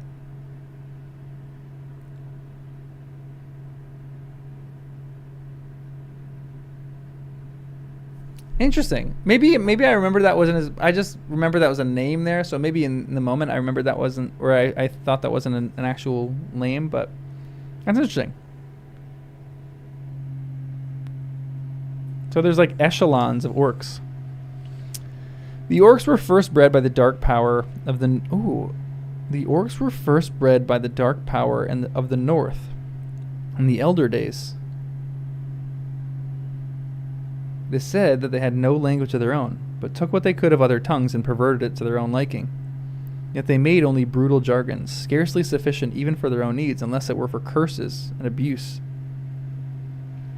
And these creatures, being filled with malice, hating even their own kind, quickly developed as many barbarous dialects as there were groups of settlements of their race, so that their orcish speech was of little use to them in intercourse between different tribes.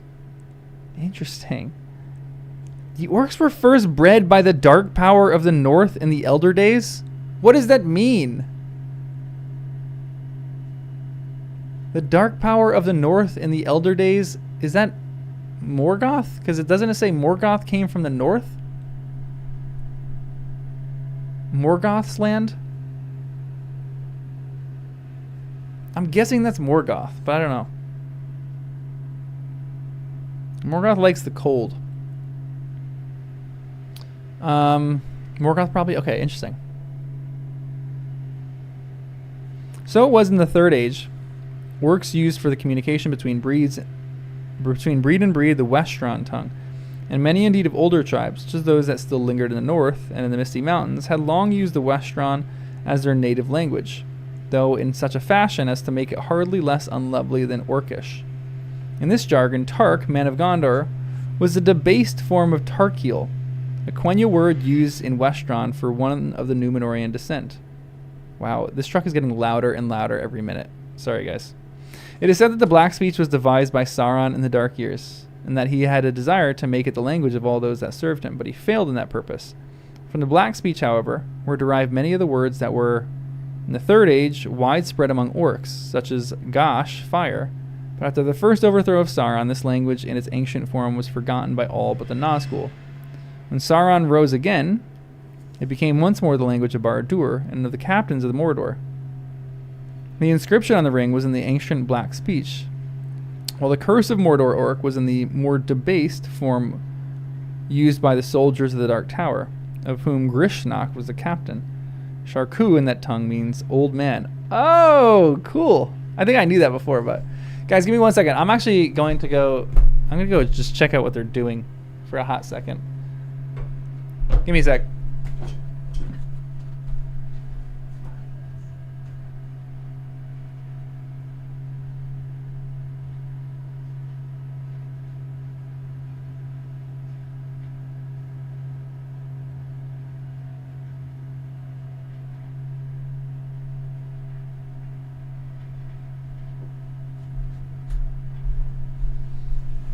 All right, I have intel.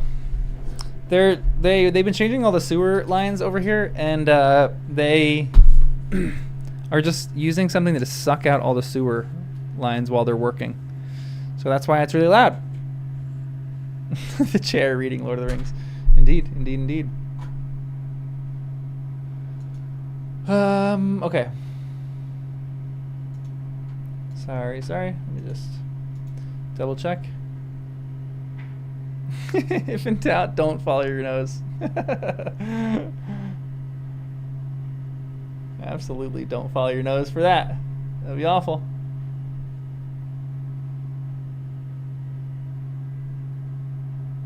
Alright, let's keep reading. Oh, that's not a new chair. What's kind of a new chair? It's like I got this like a few months ago.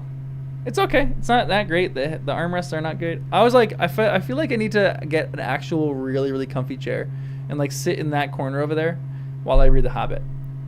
Like I need to do like a Malcolm Gite kind of thing. You know what I mean? I just need to sit in a really comfy chair and read. I feel like that'd be a better vibe for The Hobbit. I put my feet up on a chair that's kind of comfy. I don't know why I just don't swap these chairs out, but this is my desk chair. So we'll figure out a better system later. But for now, it's alright. Alright, let's keep reading. This is kind of interesting. Troll language. Interesting. Okay, troll has been used to translate the Sindarin Torog. And they're beginning far back in the twilight of the Elder Days. These were creatures of dull and lumpish nature and had no more language than beasts. But Sauron had made use of them, teaching them what little they could learn and increasing their wits with wickedness. Trolls therefore took such language as they could master from orcs, and the Westlands, the stone trolls, spoke a debased form of the common speech. But at the end of the Third Age, a troll race, not before seen, appeared in southern Mirkwood and the mountain borders of Mordor. Olaghai, they were called in the black speech.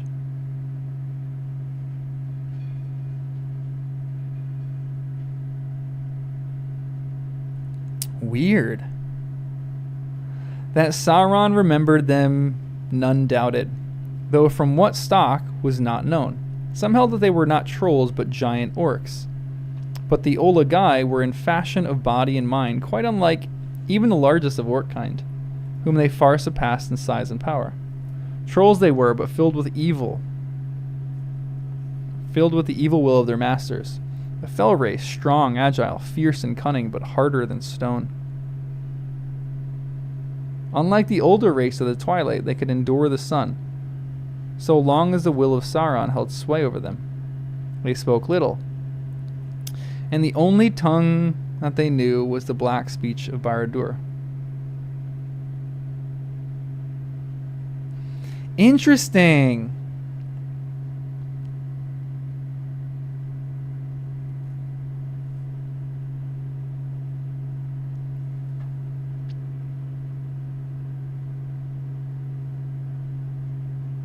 Weird.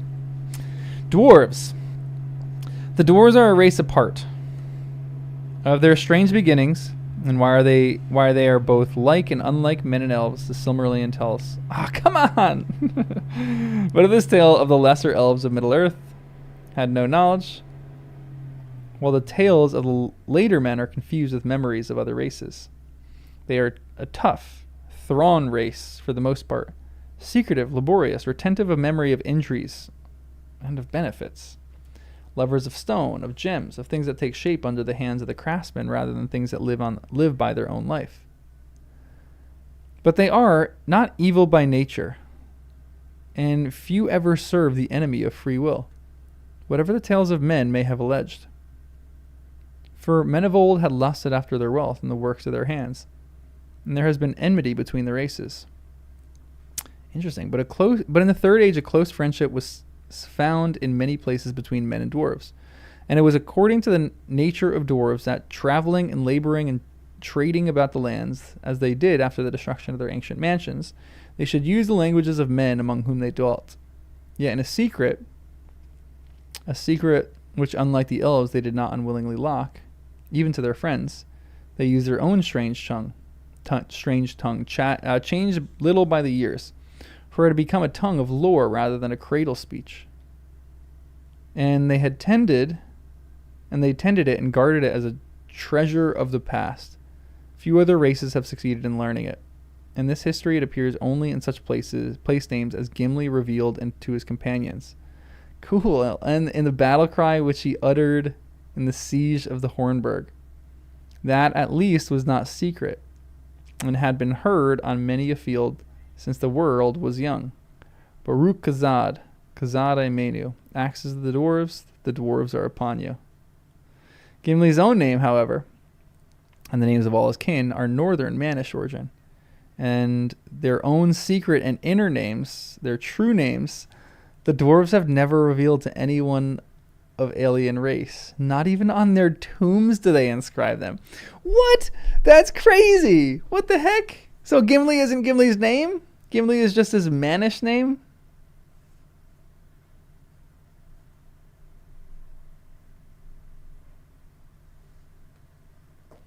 That's cool. That's so fun. That's really cool.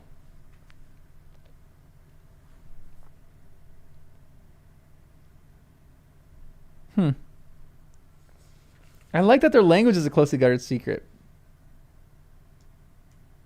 That's so strange, but so cool.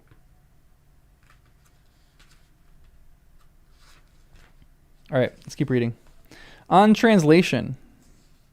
In presenting the matter of the Red Book as a history for people of today to read, the whole of the linguistical setting has been translated as far as possible in the terms of our own times. Only the languages alien to the common speech have been left in their original form, but these appear mainly in the names of persons and places. The common speech, as the language of the hobbits and their narratives, has inevitably been turned into modern English.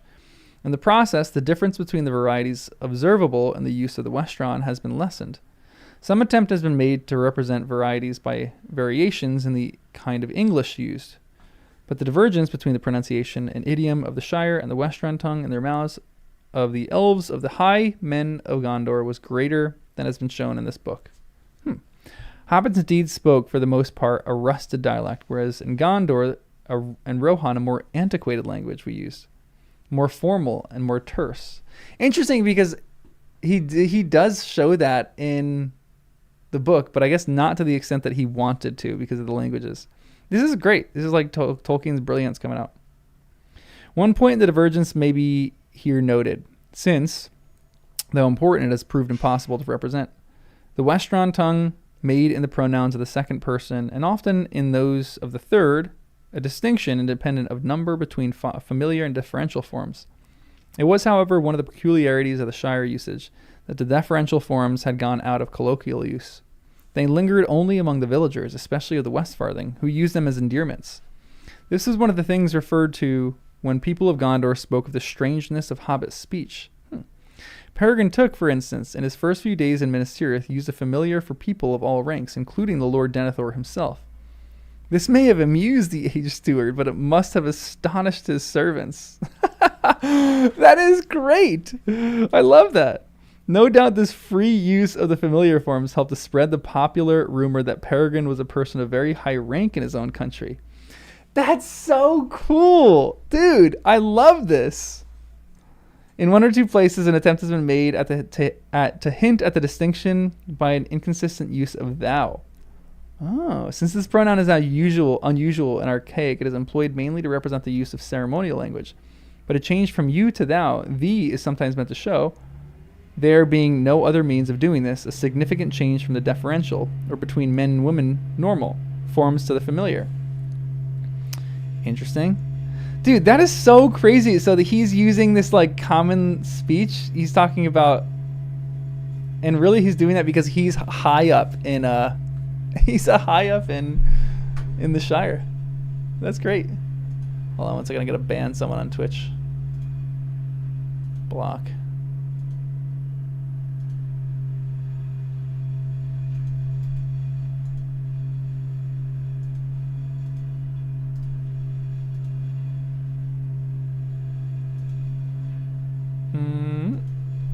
This section's a mess in your Spanish version.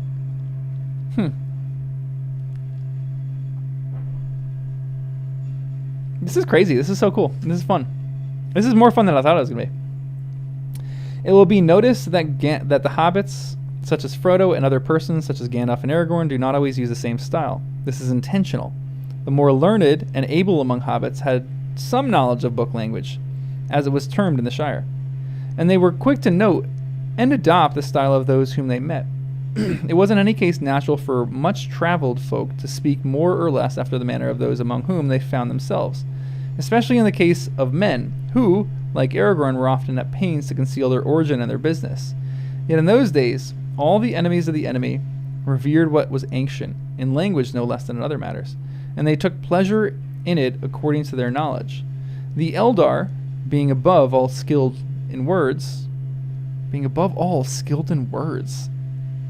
cool, had the command of many styles.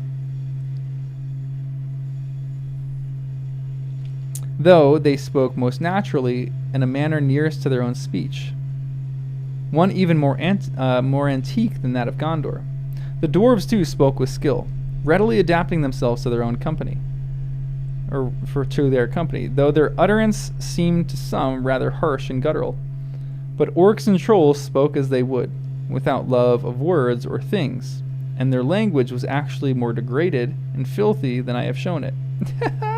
That's great. I do not suppose that any will wish for a closer rendering, though models are easy to find. Much the same sort of talk can still be heard among the orc-minded. Dreary and repetitive, with hatred and contempt, too long removed from good and retain even verbal vigor, save in the ears of those whom only the squalid sounds strong. This is just so great. I love this. He's just like casting linguistical digs at people here.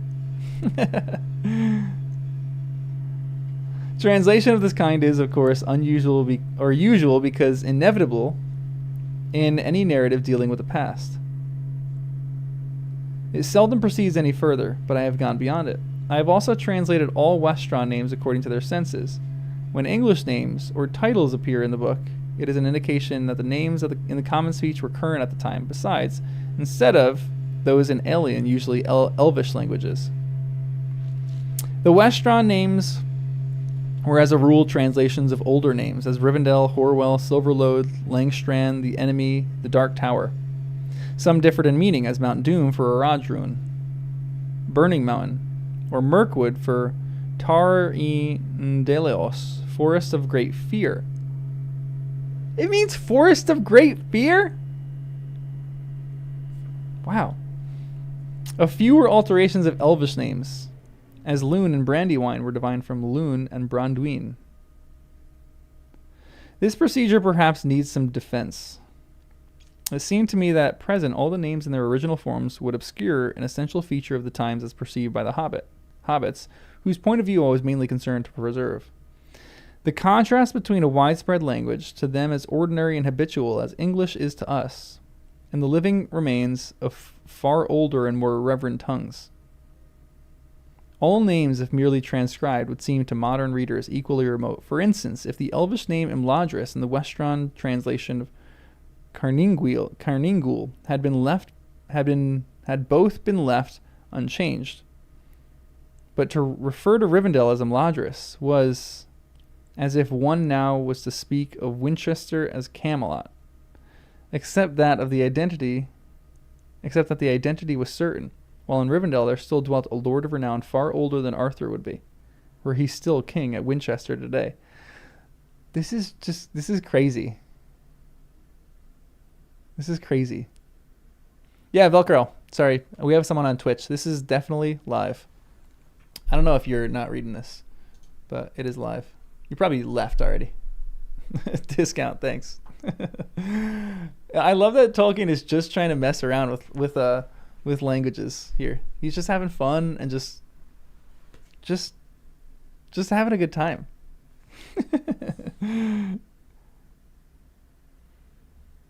And this really confirms the fact that he was writing a mythology for England.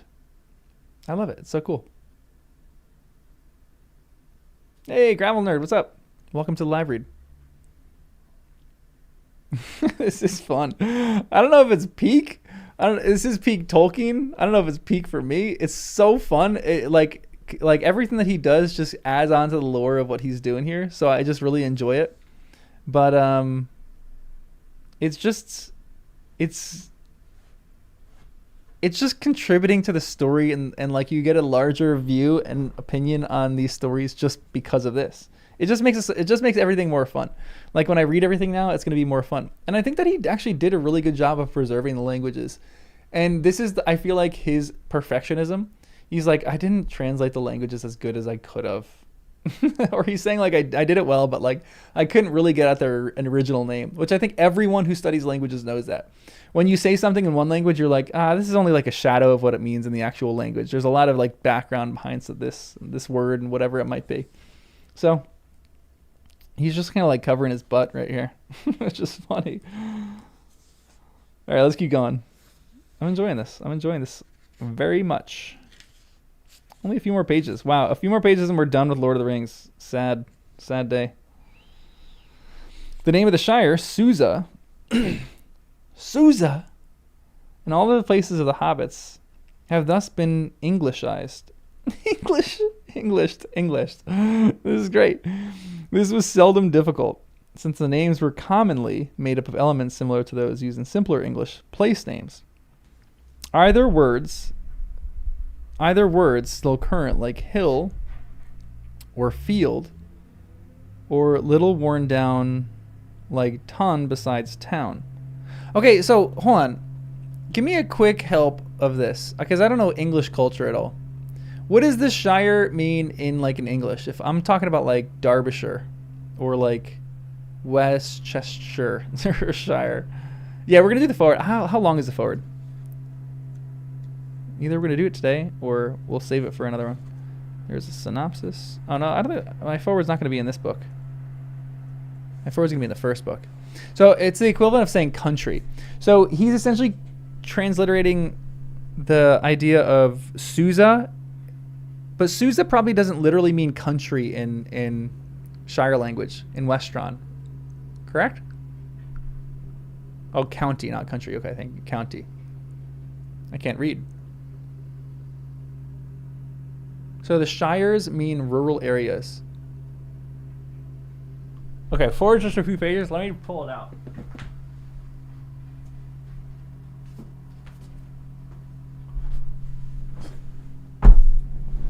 Also, if you're still watching on Twitch, Velcro, I'm glad that you're hanging out. Glad you're watching. Also, discount. Thanks for hanging out too. I think as we read The Hobbit, more people will start watching on Twitch. That they just randomly find us. County Mayo. Okay, yeah, we'll read the what time is it? We'll read the beginning of that too. His forward.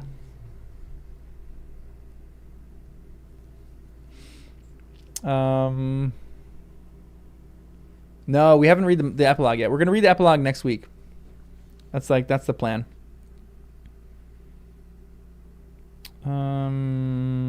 Okay. This was seldom difficult since names were commonly made up of English.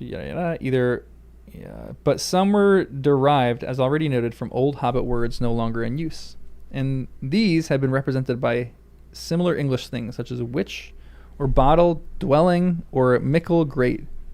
Mickle, so great bottle? Mickle delving is not dwelling.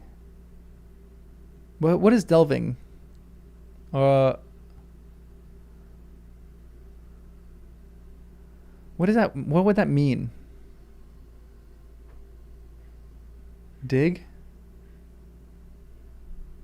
Oh, interesting. So great hole.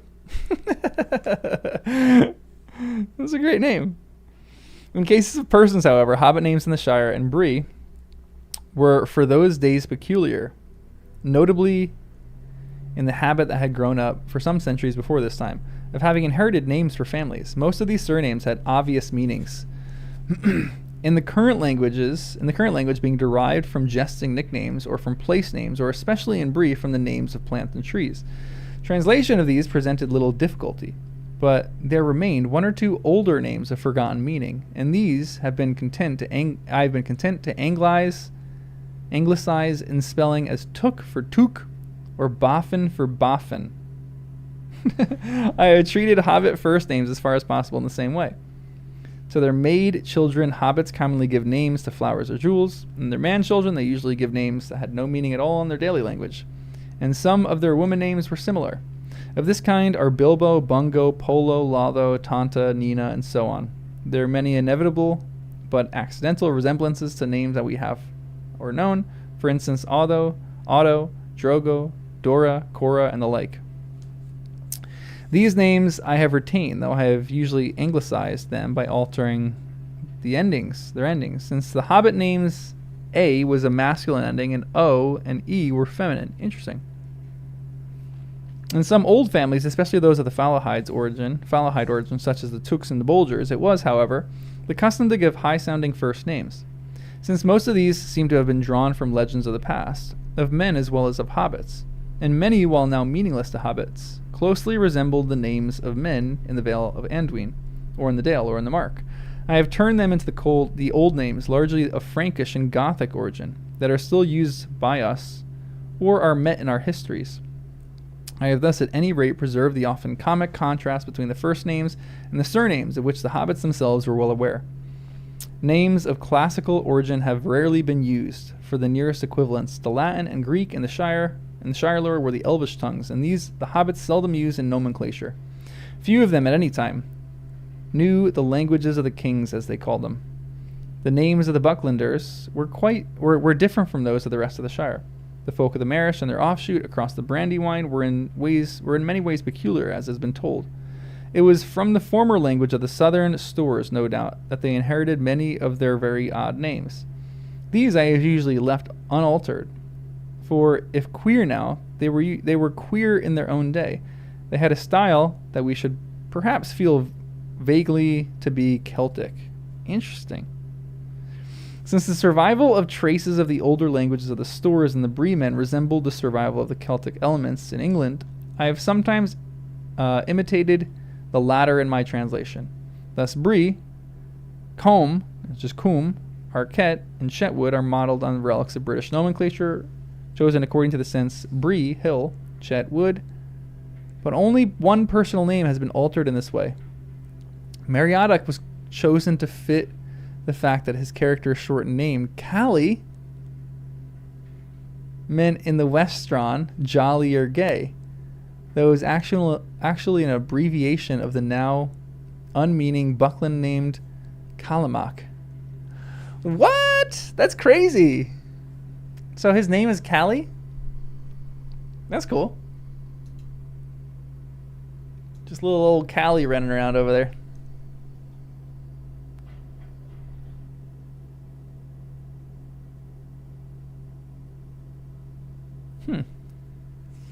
I have not used names of Hebraic or similar origin in my transpositions.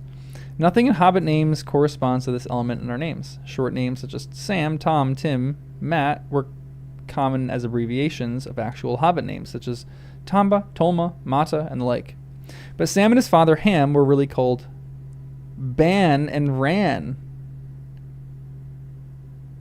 Crazy. These were shortenings of Banazir and Ranugad, originally nicknames meaning half-wise, simple, and stay at home.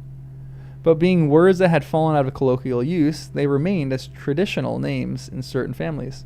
I have therefore tried to preserve these features by using Samwise and Hamfast, modernizations of ancient English Samwis and Hamfoist, which correspond closely in meaning.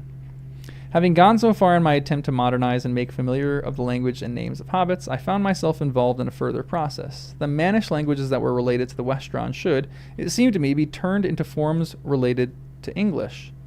The language of Rohan I have accordingly made to resemble ancient English, since it was related both more distantly to the common speech and very closely to the former tongue of northern hobbits, and was, in comparison, with the Westron archaic. In the Red Book, it is noted in several places that when hobbits heard the speech of Rohan, they recognized many words and felt the language to be akin to their own, so that it seemed absurd to leave the recorded names and words of the Rohirrim in a wholly alien style. In several cases, I have modernized the forms and spelling of the place names in Rohan, as Dunharrow or Snowbourne, but I have not been consistent, for I have followed the hobbits. They altered the names that they heard in the same way, if they were made of elements that they had recognized or resembled place names in the Shire. But many they left alone, as I have done, for instance in Edoras, the courts. For the same reason, a few personal names have also been modernized, as Shadowfax and Wormtongue. And then he says the linguistical procedure does not imply that Rohirrim closely resembled any ancient English otherwise, in culture or arts, in weapons or modes of warfare, except in general way due to their circumstances. A simpler and more primitive people living in contact with a higher and more venerable culture, and occupying lands that had once been a part of its domain. This assimilation also provided a convenient way of representing the peculiar local Hobbit words that were of northern origin. They had been given the forms that lost English words might have had if they had come down to our day.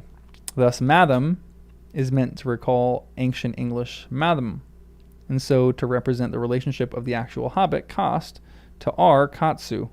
Similarly, smile or smile, burrow, is a likely form for descendant of Smigel and represents well the relationship of Hobbit Tran to our Trahan. Smeagol and Deagle are equivalents made up in the same way for their names Trahald, burrowing, worming in, and Nahald, secret in the northern tongues. The still more northerly languages of Dale in this book, seen only in the names of the dwarves that came from that region, and so use the language of men there, taking their outer names in the tongue. May be observed that in this book, as the Hobbit, the form dwarves is used, although the dictionaries tell us that the plural of dwarf is dwarfs. It should be dwaros or dweros if singular, and plural had each gone its own way down the years, as have man and men and goose and geese. But we no longer speak of a dwarf as often we do of a man, or even of a goose, and memories have not been fresh enough to keep among men to keep hold of the special plural for race now abandoned of folk tales, where at least a shadow of truth is preserved. Interesting. Or at last to nonsense stories which they have become mere figures of fun. But in the Third Age, something of their old character and power is still glimpsed, if already a little dimmed. These are the descendants of the Naugrim of the elder days, in whose hearts still burn ancient fires of Iule, the smith, and the embers smolder of their long grudge against the elves, and in whose hands still lives the skill in work of stone that none have surpassed. It is to mark this that I have ventured to use the form dwarves, and remove them a little, perhaps, from the sillier tales of these latter days. Dwaros have been better, but I have used that form and only named Dwaro Delft to represent the name of Moria in the common speech. Interesting. Okay. Furanargian, for that meant dwarf dwelling, and yet was already a word of antique form, but Moria is an elvish name, and given without love. For the Eldar, though they might at need, in their bitter wars with the Dark Power and his servants, contrive fortresses underground, were not dwellers in such places of choice. They were lovers of green earth.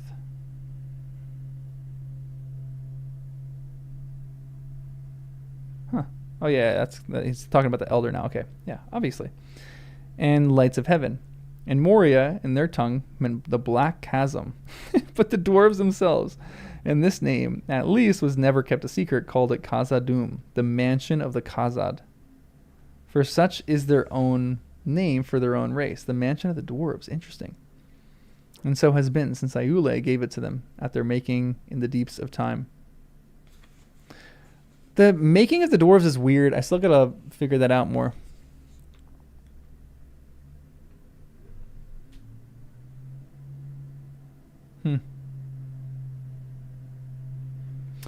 Elves has been used to translate both Quendi, the speakers, the high elven names of all their kind, and the Eldar, the name of the three kindreds that sought for the undying realm and came there at the beginning of days, save the Sindar only. Okay. This old word was indeed the only one available, and was once fitted to apply to such memories of this people as the men preserved, or to the making of men's minds not wholly dissimilar. But it has been diminished, and to many it now suggests fancies either pretty or silly, as unlike to the Quendi of old as are butterflies to the falcon. not that of any Quendi, ever possessed wings of the body, as unnatural to them as the men. They were a race high and beautiful, the older children of the world, and among them the Eldar were as kings, who are now gone. The people of the great journey, the people of the stars. They were tall, fair of skin, and gray-eyed, though their locks were dark, save in the golden houses of Finarfin. And their voices had more melodies than any mortal voice that is now heard. They were valiant, but the histories of those that returned to Middle-earth in exile was grievous. And though it was in far-off days, crossed by the fate of the fathers, their fate is not that of men. Their dominion passed long ago, and they dwell now beyond the circles of the world and do not return. Interesting. Note on the three names, Hobbit, Gamgee, and Brandywine. Hobbit is an invention. In the Westron, the word used when this people was referred to at all was Bonakeel, halfling. But at this date, the folk of the Shire and of Bree used the word Kaduk, which is not found elsewhere. Meriadoc, however, actually records that the king of Rohan used the words Dukan, hole dweller, since, as has been noted, the hobbits had once spoken a language closely related to that of the Rohirrim. It seems likely that Kuduk was a worn-down form of Kud Dukan. The latter I have translated, for reasons explained by Holbeitla. And Hobbit provides a word that might well be a worn-down form of Holbeitla, if that name had occurred in our own ancient language. Gamgee, according to the family tradition set out in the Red Book, the surname Galbasi, he was Italian, or in reduced form, Galspi, came from village of Galabas, popularly supposed to be derived from Galab, game, and an old element bas, more or less equivalent to our Wickwitch. Gamwich, pronounced Gamage, seemed therefore a very fair rendering. However, in reducing Gamagee to Gamgee to represent Galpsy, no reference was intended to the connection of Samwise with the family of Khan, though a jest of that kind would have been Hobbit-like enough, had there been any warrant in their language. Khan, in fact, represents Hlothran, a fairly common village name in the Shire, derived from Hloth, the two-room dwelling or hole, and Ranu, a small group of such dwellings on a hillside. As a surname, it may be an alteration of Hlothrama, cottage, or cottager, and Hlothram, which I have rendered Cotman, was the name of Farmer Cotton's grandfather. The last note. Brandywine. The Hobbit names of this river were alterations of the Elvish Brandwine, accented on and. Brandwine, derived from Baran, golden brown, and Dwine, large river. Of Brandwine, Brandywine seemed a natural corruption in modern times. Actually, the older Hobbit name was Brandanin, border water, which would have been more closely rendered by Marshbourne, but by a jest that had become habitual, referring again to its color. At this time, the river was usually called Braldahim, which is a heady ale. It must be observed, however, that when the Old Bucks, Zaragamba, changed their name to Brandybucks, Baragamba, the first element meant borderland, and Marshbuck would have been near. Marshbuck would have been near. Only a very bold hobbit would have ventured to call the master of Buckland Bralagamba in his hearing. Wow, that's the end. Unless you guys want to sit and read the index and the supplement. That's crazy. Wow. Wow, this book is well worn now. That's it. That's crazy. That's a weird feeling. That's a really weird feeling. Wow, that's really weird. I've officially read Lord of the Rings for the first time. I don't know what to think. Wow, that's crazy. It's a little weird. We're done with it. Man. Yeah, we still have the epilogue. So we're like officially done, but not quite. I can't wait for the Hobbit. I'm pretty pumped for the Hobbit. So, you guys were here, yeah. In a few years, you will say that you were here. Ooh, the forward is 3 pages, so it's super short.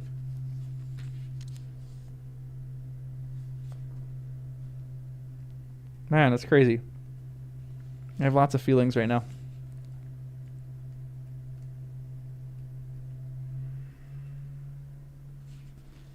It's crazy. Yeah, Hobbit's coming soon, and then obviously the Silmarillion is coming after that. Yes, D&D needs to come soon. I think I'm gonna try to do something on the channel with some D&D. I want to play a game or two. Maybe I'll do like first time D&D. I'm not gonna make a whole other channel, but like a little D&D Lord of the Rings campaign on this channel. I feel like that'd be kind of fun.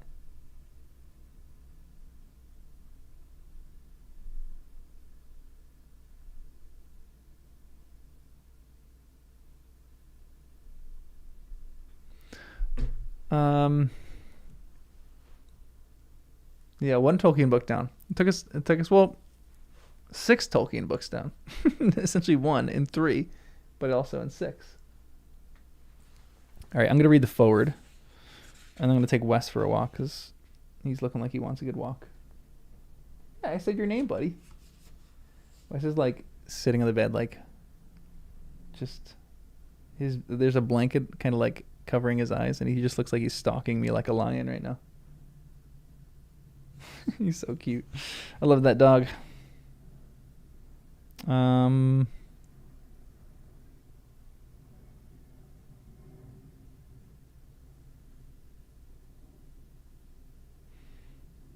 One Ring role-playing game. It's so much better for Middle-earth than D&D's high fantasy dungeon crawls. Interesting. Okay. Yeah, you guys got to recommend me some stuff for that. I don't know what to do. I'll figure it out as we go.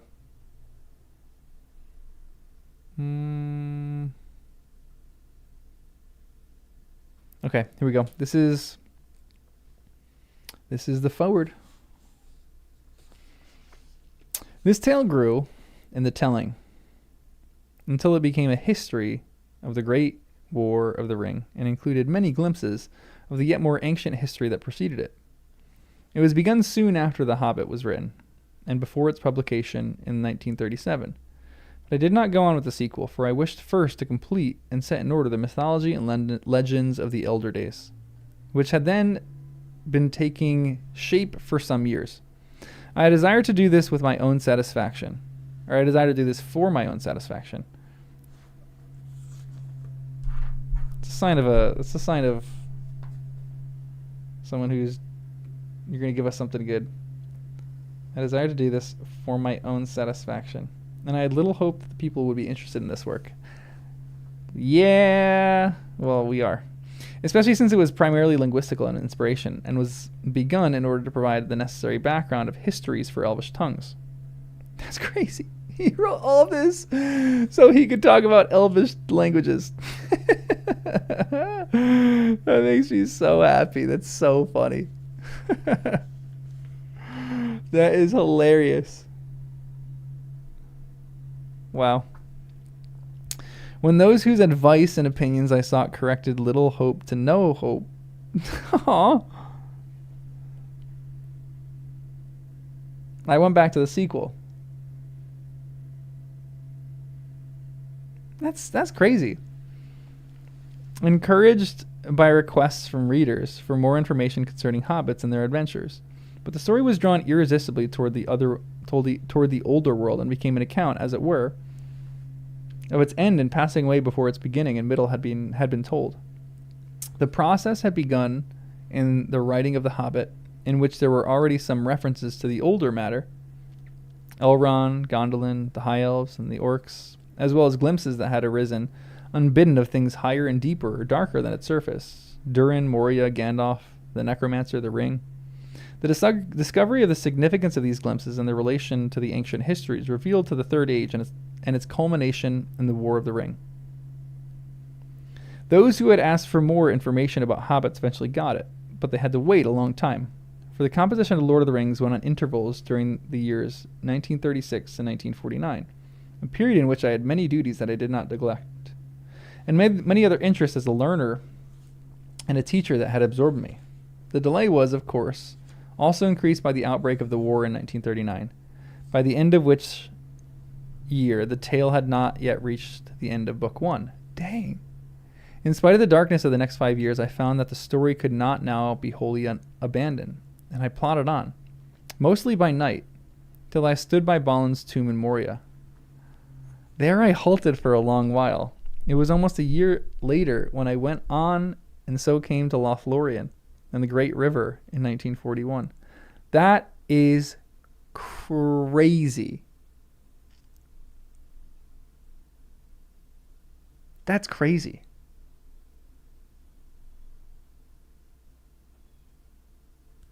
In the next year, I wrote the first drafts of the matter that now stand as Book 3, and the beginning of chapters 1 and 3 of Book 5. And there, as the beacons flared, and Norian and Theoden came to Harrowdale, I stopped. Foresight had failed, and there was no time for thought. This is crazy. It was during 1944 that, leaving the loose ends and perplexities of a war, which it was my task to conduct, or at least to report, I forced myself to tackle the journey of Frodo to Mordor. These chapters eventually to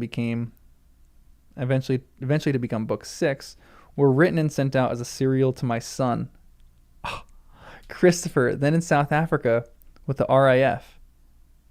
Nonetheless, it took another 5 years before the tale was brought to its present end. In that time, I changed my house, my chair, and my college, and the days, though less dark, were no less laborious. Then, when the end had at last been reached, the whole of the story had to be revised, and indeed largely rewritten backwards. And it had to be typed and retyped by me. The cost of professional typing by the ten-fingered was beyond my means. Interesting. The Lord of the Rings had been read by many people since it finally appeared in print 10 years ago. And I should like to say something here with reference to the many opinions or guesses that I have received or have read concerning the motives and meaning of the tale. The prime motive was the desire of a tale-teller to try his hand at a really long story that would hold the attention of readers, amuse them, delight them, and at times maybe excite them or deeply move them. As a guide, I had only my own feelings for what is appealing or moving, and for many, the guide was inevitably often at fault. Some who have read the book, or at any rate have reviewed it, have found it boring. What? What a lame bunch of reviewers. Absurd or contemptible. I have no cause to complain, since I have similar opinions of their works, or of the kinds of writing they may evidently prefer. But even from the points of view of many who have enjoyed my story, there is much that fails to please. It is perhaps not possible in a long tale to please everybody at all points, or to displease everybody at the same points. For I find from the letters that I received that the passages of the chapters that are to some a blemish are all by others specially approved. The most critical reader of all, myself, now finds many defects, minor and major, but being fortunately under no obligation to review the book or to write it again, he will pass over these in silence. That's hilarious. It's so funny. Except one that has been noted by others. The book is too short. Yes! That's great. Hey, Andrew, thanks for the 10 pounds. Euros? Pounds? Congrats on reaching the end. I wish you could experience my first read again. Yeah, that's what I'm doing. I'm trying to take you guys on your first time read again.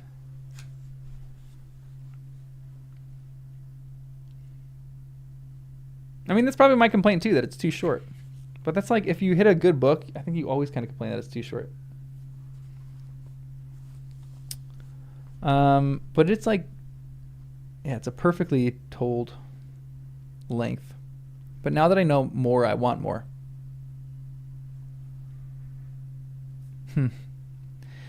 As for any inner meaning or message, it has, in the intention of the author, none. It is neither allegorical nor topical. As the story grew, it put down roots into the past, and threw out unexpected branches, but its main theme was settled from the outset by the inevitable choice of the ring as the link between it and the Hobbit. The crucial chapter, The Shadow of the Past, is one of the oldest parts of the tale. It was written long before the foreshadow of 1939. and had yet become a threat of inevitable disaster. And from that point, the story would have developed along essentially the same lines, if that disaster had been averted. Its sources are things long before in mind, or in some cases already written. And little or nothing was modified by the war that began in 1939 or its sequels. The real war does not resemble the legendary war in its process or its conclusion. If it had inspired or directed the development of the legend, then certainly the ring would have been seized and used against Sauron. He would not have been annihilated but enslaved, and Barad-dûr would not have been destroyed but occupied. Saruman, failing to get possession of the ring, would, in the confusion and treacheries of the first time, have found in Mordor the missing links in his own research into ring lore, and before long he would have made a great ring of his own with which to challenge the self-styled ruler of Middle-earth. In that conflict, both sides would have held hobbits in hatred and contempt. They would not long have survived, even as slaves. Other arrangements could be devised according to the tastes or views of those who like allegory or topical reference, but I cordially dislike allegory in all its manifestations. He cordially dislikes it, and always have done so since I grew old and wary enough to detect its presence. I much prefer histories, true or feigned, with all its varied applicability to the thought and experience of readers. I think that many confuse applicability with allegory, but the one resides in the freedom of the reader, and the other in the purpose domination of the author. The author cannot, of course, remain wholly unaffected by his experience, but the same ways in which a story germ used as the soil of experience are extremely complex, and attempts to define the process are at best guesses from evidence that is inadequate and ambiguous. It is also false, though naturally attractive, when the lives of an author and critic have overlapped. To suppose that the movements of thought or the events of times common to both were necessarily the most powerful influences, one has indeed personally to come under the shadow of war to feel fully its oppression. But as the years go by, it seems now often forgotten that to be caught in the youth by 1914 was no less hideous an experience than to be involved in the 1939 and the following years. By 1918, all but one of my closest friends were dead. Or to take a less grievous matter, it has been supposed by some that the scouring of the Shire reflects the situation in England at the time when I was finishing my tale. It does not. It is an essential part of the plot, foreseen from the outset, though in the event modified by the character of Saruman as developed in the story without. Need I say any allegorical significance or contemporary political reference whatsoever? It is indeed some basis in experience, though slender, for the economic situation was entirely different, and much further back. The country in which I lived in childhood was being shabbily destroyed before I was 10. In days when motor cars were rare objects, I had never seen one, and men were still building suburban railways. Recently I saw in a paper a picture of the last decrepitude of the once thriving corn mill beside its pool that long ago seemed to me so important. I never liked the look of the young miller, but his father, the old miller, had a black beard and he was not named Sandyman. The Lord of the Rings is now issued in a new edition, and the opportunity has been taken of revising it. A number of errors and inconsistencies that still remained in the text have been corrected. Hey Wes, what's up, buddy? Wes is looking at me. He's like, let's get going. A number of errors and inconsistencies that still remain in the text have been corrected, and an attempt has been made to provide information on a few points which attentive readers have raised. I have considered all their comments and inquiries, and if some seem to have been passed over, that may be because I have failed to keep my notes in order. But many inquiries could only be answered by additional appendices, or indeed by the production of an accessory volume containing much of the material that I did not include in the original edition. In particular, more detailed linguistical information.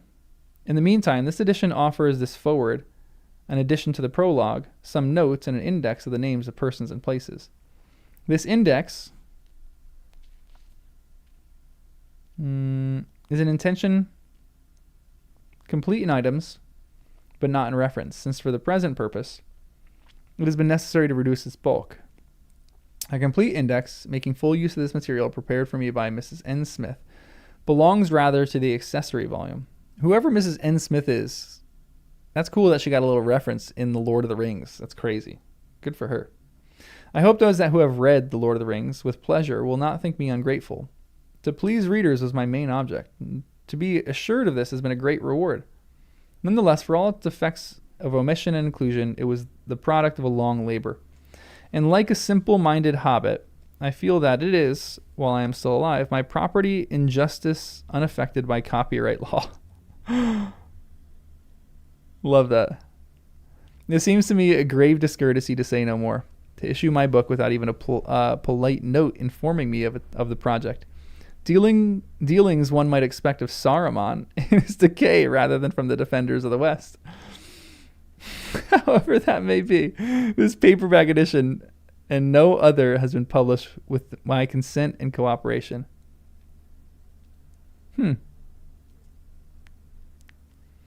Those who approve of courtesy, at least, to living authors will purchase it and no other. And if many kind readers who have encouraged me with their letters will add to the courtesy by referring to friends or inquirers to Ballantine Books, I shall be very grateful. To them, and to all who have been pleased by this book, especially those across the water, for whom it is specially intended, I dedicate this edition. Interesting. So that the edition that we have here is the one intended for us in America.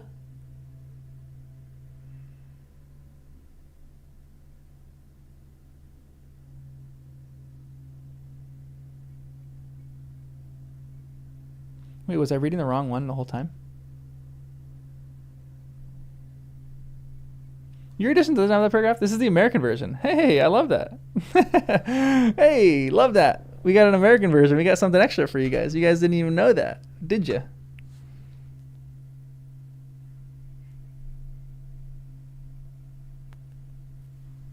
Wow. Thus concludes our reading of The Lord of the Rings. Wow. It's crazy. It's crazy. I don't know what letter that is. I can't wait to do this a second time now. I'm excited for every little new step that we take in this realm. And I really can't wait for a second read of The Lord of the Rings.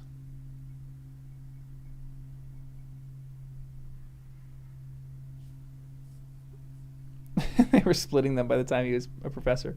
Yeah, that was my forward. That was the forward in the American version. I know I'm not gonna do the Teng Wars and the ruins on the first page yet. I feel like that should be a whole other stream. Me trying to figure that out because it's gonna take me a while to figure that out.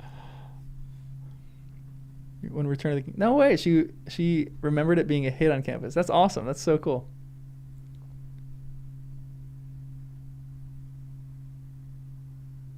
Yeah, we're definitely going to do a Lord of the Rings live reread for sure. Yes, discount. I'm pumped that you're going to reread this as an adult. That makes me happy. Yeah, good on the algorithm for recommending it right before we started doing all the live reads. And now this is going to be fun because we're going to be able to do the entirety of The Hobbit as a live read. I'm very excited for that. I just am very excited for The Hobbit. I'm excited for everything. I just keep getting more and more excited by this stuff. It's just like we have more of this world to explore. We're just like scratching the surface right now. When we get to the Silmarillion, we'll be in the Silmarillion for years and years and years trying to figure out what all this stuff is talking about. And it's going to be great. I can't wait. It's going to be so fun.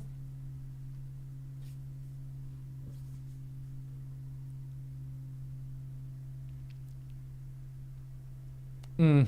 19th time in 2 weeks. I love that. So the plan at the moment for reading, we're going to read the epilogue next week. I don't think I have many essays. I don't think I have any essays that I want to write about the sections that we read. Maybe one or two that I'll throw together. But we'll probably do the... maybe we'll do the epilogue on Sunday. I think I have a free Sunday. Let's do the epilogue Sunday afternoon. Let's get back to Sunday afternoon.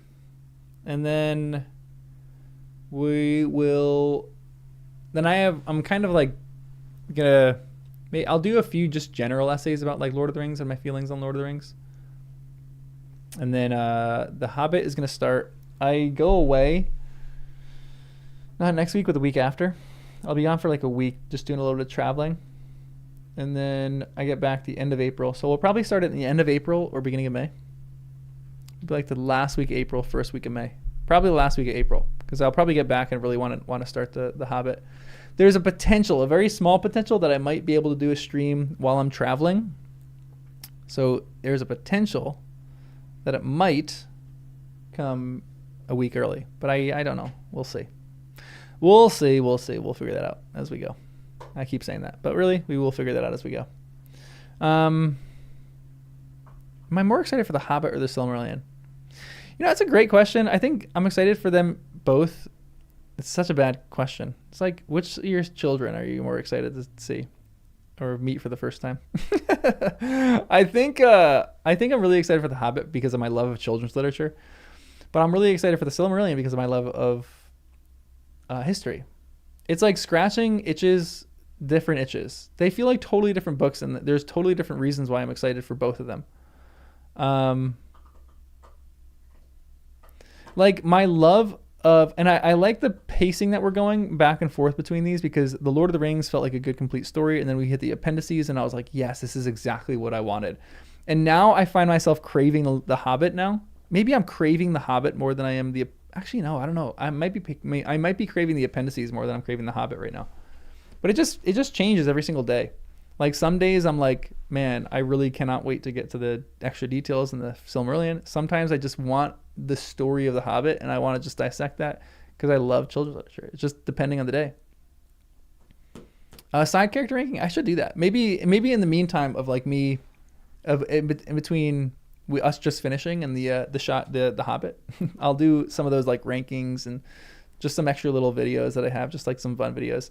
I'm considering doing I don't know if I'm going to do this, but those like old, like I did this with Pride and Prejudice. I'm considering doing a movie watch where it's just me on the screen and I'll record myself watching the movie and just talking through all my thoughts and feelings on the movie. So like you can be able to play the movie at the same time, and if we'll like time it like 3, 2, 1, you play the movie and then I'll play the movie and then I'll just make all my commentary on it.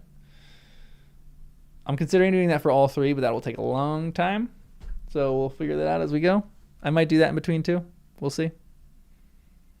So Hobbit probably coming soon, but there's a lot of stuff going on for this channel. So make sure you're subscribed if you're not subscribed. If you're chatting, you're obviously subscribed. Biggest surprise from the book as opposed to the movie. Biggest surprise from the book. That's a great question. Sam putting on the ring was one of the most shocking things that I have really experienced while reading these books. I think the two most shocking moments were Sam putting on the ring and the ring, the Lord of the Ring wraiths. Like the Witch King riding into Gondor himself was mind-blowing to me. That was crazy. And Saruman surviving too was pretty shocking. That was like nuts to me. But Saruman surviving hits very similarly for a book. Saruman surviving isn't like a shocker in the book to me, because you kind of see that coming in certain steps. Maybe in small little ways. Like him surviving wasn't crazy shocking to me, but in Road the Lord of the Nazgul was so shocking to me, because that was just so unexpected. Especially all these lines about how like, good leaders lead from behind, yada yada. All of a sudden the Lord of the Nazgul walks through, and that was crazy. And then the moment Sam puts the ring on, that blew my mind too. That was insane to me. Because maybe not that it comes out of nowhere, but it really felt like it came out of nowhere. It was crazy to me. That's a good question though. That's maybe we'll do like a stream where you guys just ask a bunch of questions if you want, and we'll just hang out and chat about Lord of the Rings, our final Lord of the Rings. Maybe we'll do that. Yeah, when I'm traveling or something. Yeah, the Banner of Lendi at Pelennor Fields was pretty great too. That wasn't like a crazy shocking moment to me. There's so many great moments in the books. I have to sit down and like think through that. Honestly, Frodo standing up to the ring race at the fords, at the ford, that was insane. That was amazing. That was truly amazing.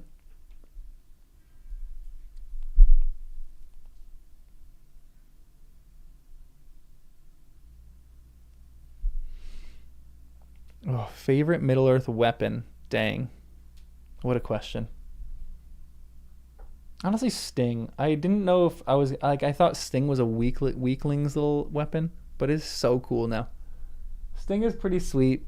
Anduril obviously is Anduril. Anduril is like unbelievable. Herogrim, that's its name. I like the look of that in the movie. I don't know how. Are there like artist renderings of some of these according to the books? Because I'm sure that they're a little bit different from books to the actual movies for what they look like. The sword of Herogrim is a sick looking sword in the movies. Weta did do a good job with some of these props. Maybe not all of them, but they did do a good job with a lot of them, I think. Like I know the helmets of the guards of the tree, or even the crown of Aragorn isn't exactly like the books. But a lot of them are pretty good.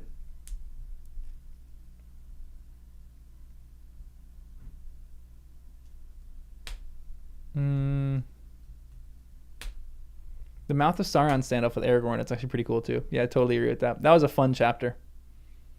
There's so many good chapters in this, guys. Man, I love this. I love this book so much. Someone just asked me yesterday. Because yesterday was my birthday and I'm 35 now. I am not a big birthday person, so I don't really like my birthday all that much. I just like a normal day. All my friends like were texting me like, I hope this is a really normal day for you. But someone asked me what's the best thing that you've read in the last year, and that was like the easiest answer ever. I was just like, The Lord of the Rings. It's probably the best thing that I've read in my life now. It's just so good. So that was a very simple answer for me for that question. I was trying to think of all these other answers or these other questions that they're asking. And that was like, what's your favorite book for this year? I was like, oh, that's an easy one. Finally. Lord of the Rings. Clearly. As a military historian and Viking fighting reenactor, the props suck. Really? Bummer. That's a bummer. Elvish swords should be straight, but the curved ones in the movies look so cool. I kind of agree with that. Like Thranduil's sword, I think looks sick. Elrond's sword looks pretty sick to me. It might not match up with history, but I still think they kind of look cool. They hit the coolness factor for me.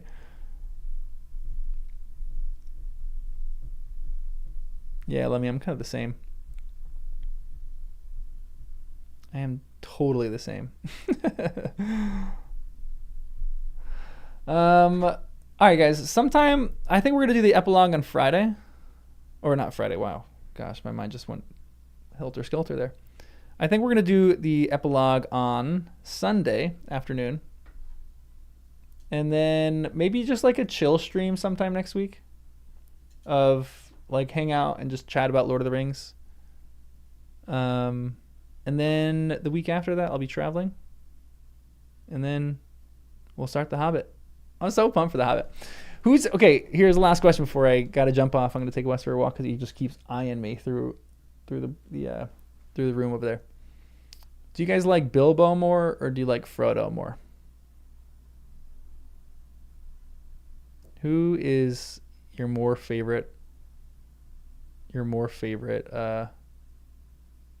Hobbit? Bilbo, 3 Bilbos already. What? Crazy. A friend had a crisis yesterday. They met someone who had seen Rings of Power and who had no clue what Lord of the Rings was. No way! That is terrifying. So that's awful. I cannot believe that. Dog. Wow, Bilbo for sure. Bilbo. Movie, Bilbo, and book Frodo. It's going to be so hard for Bilbo to get cooler than Frodo in my mind. Frodo is just the best. Bilbo is relatable. Interesting. I'm so excited to read that.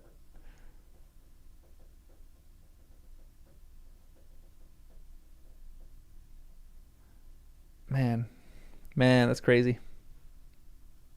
Also, thanks for the $5 too. Appreciate it.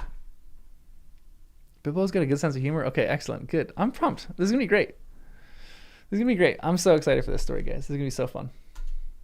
All right, everyone. I'm going to jump off. Going to go take Wes for a walk. It's a pretty nice day outside, by me at least.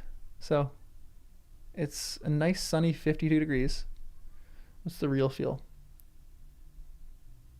Doesn't say the real feel. Feels like 49. Oh, yikes. I don't like that. But I'm going to go for a walk. So, guys, enjoy your day. Thanks for hanging out. Thanks, Discount. Appreciate it. Thanks for hanging out with me. And as always, I'll see you guys in the next one.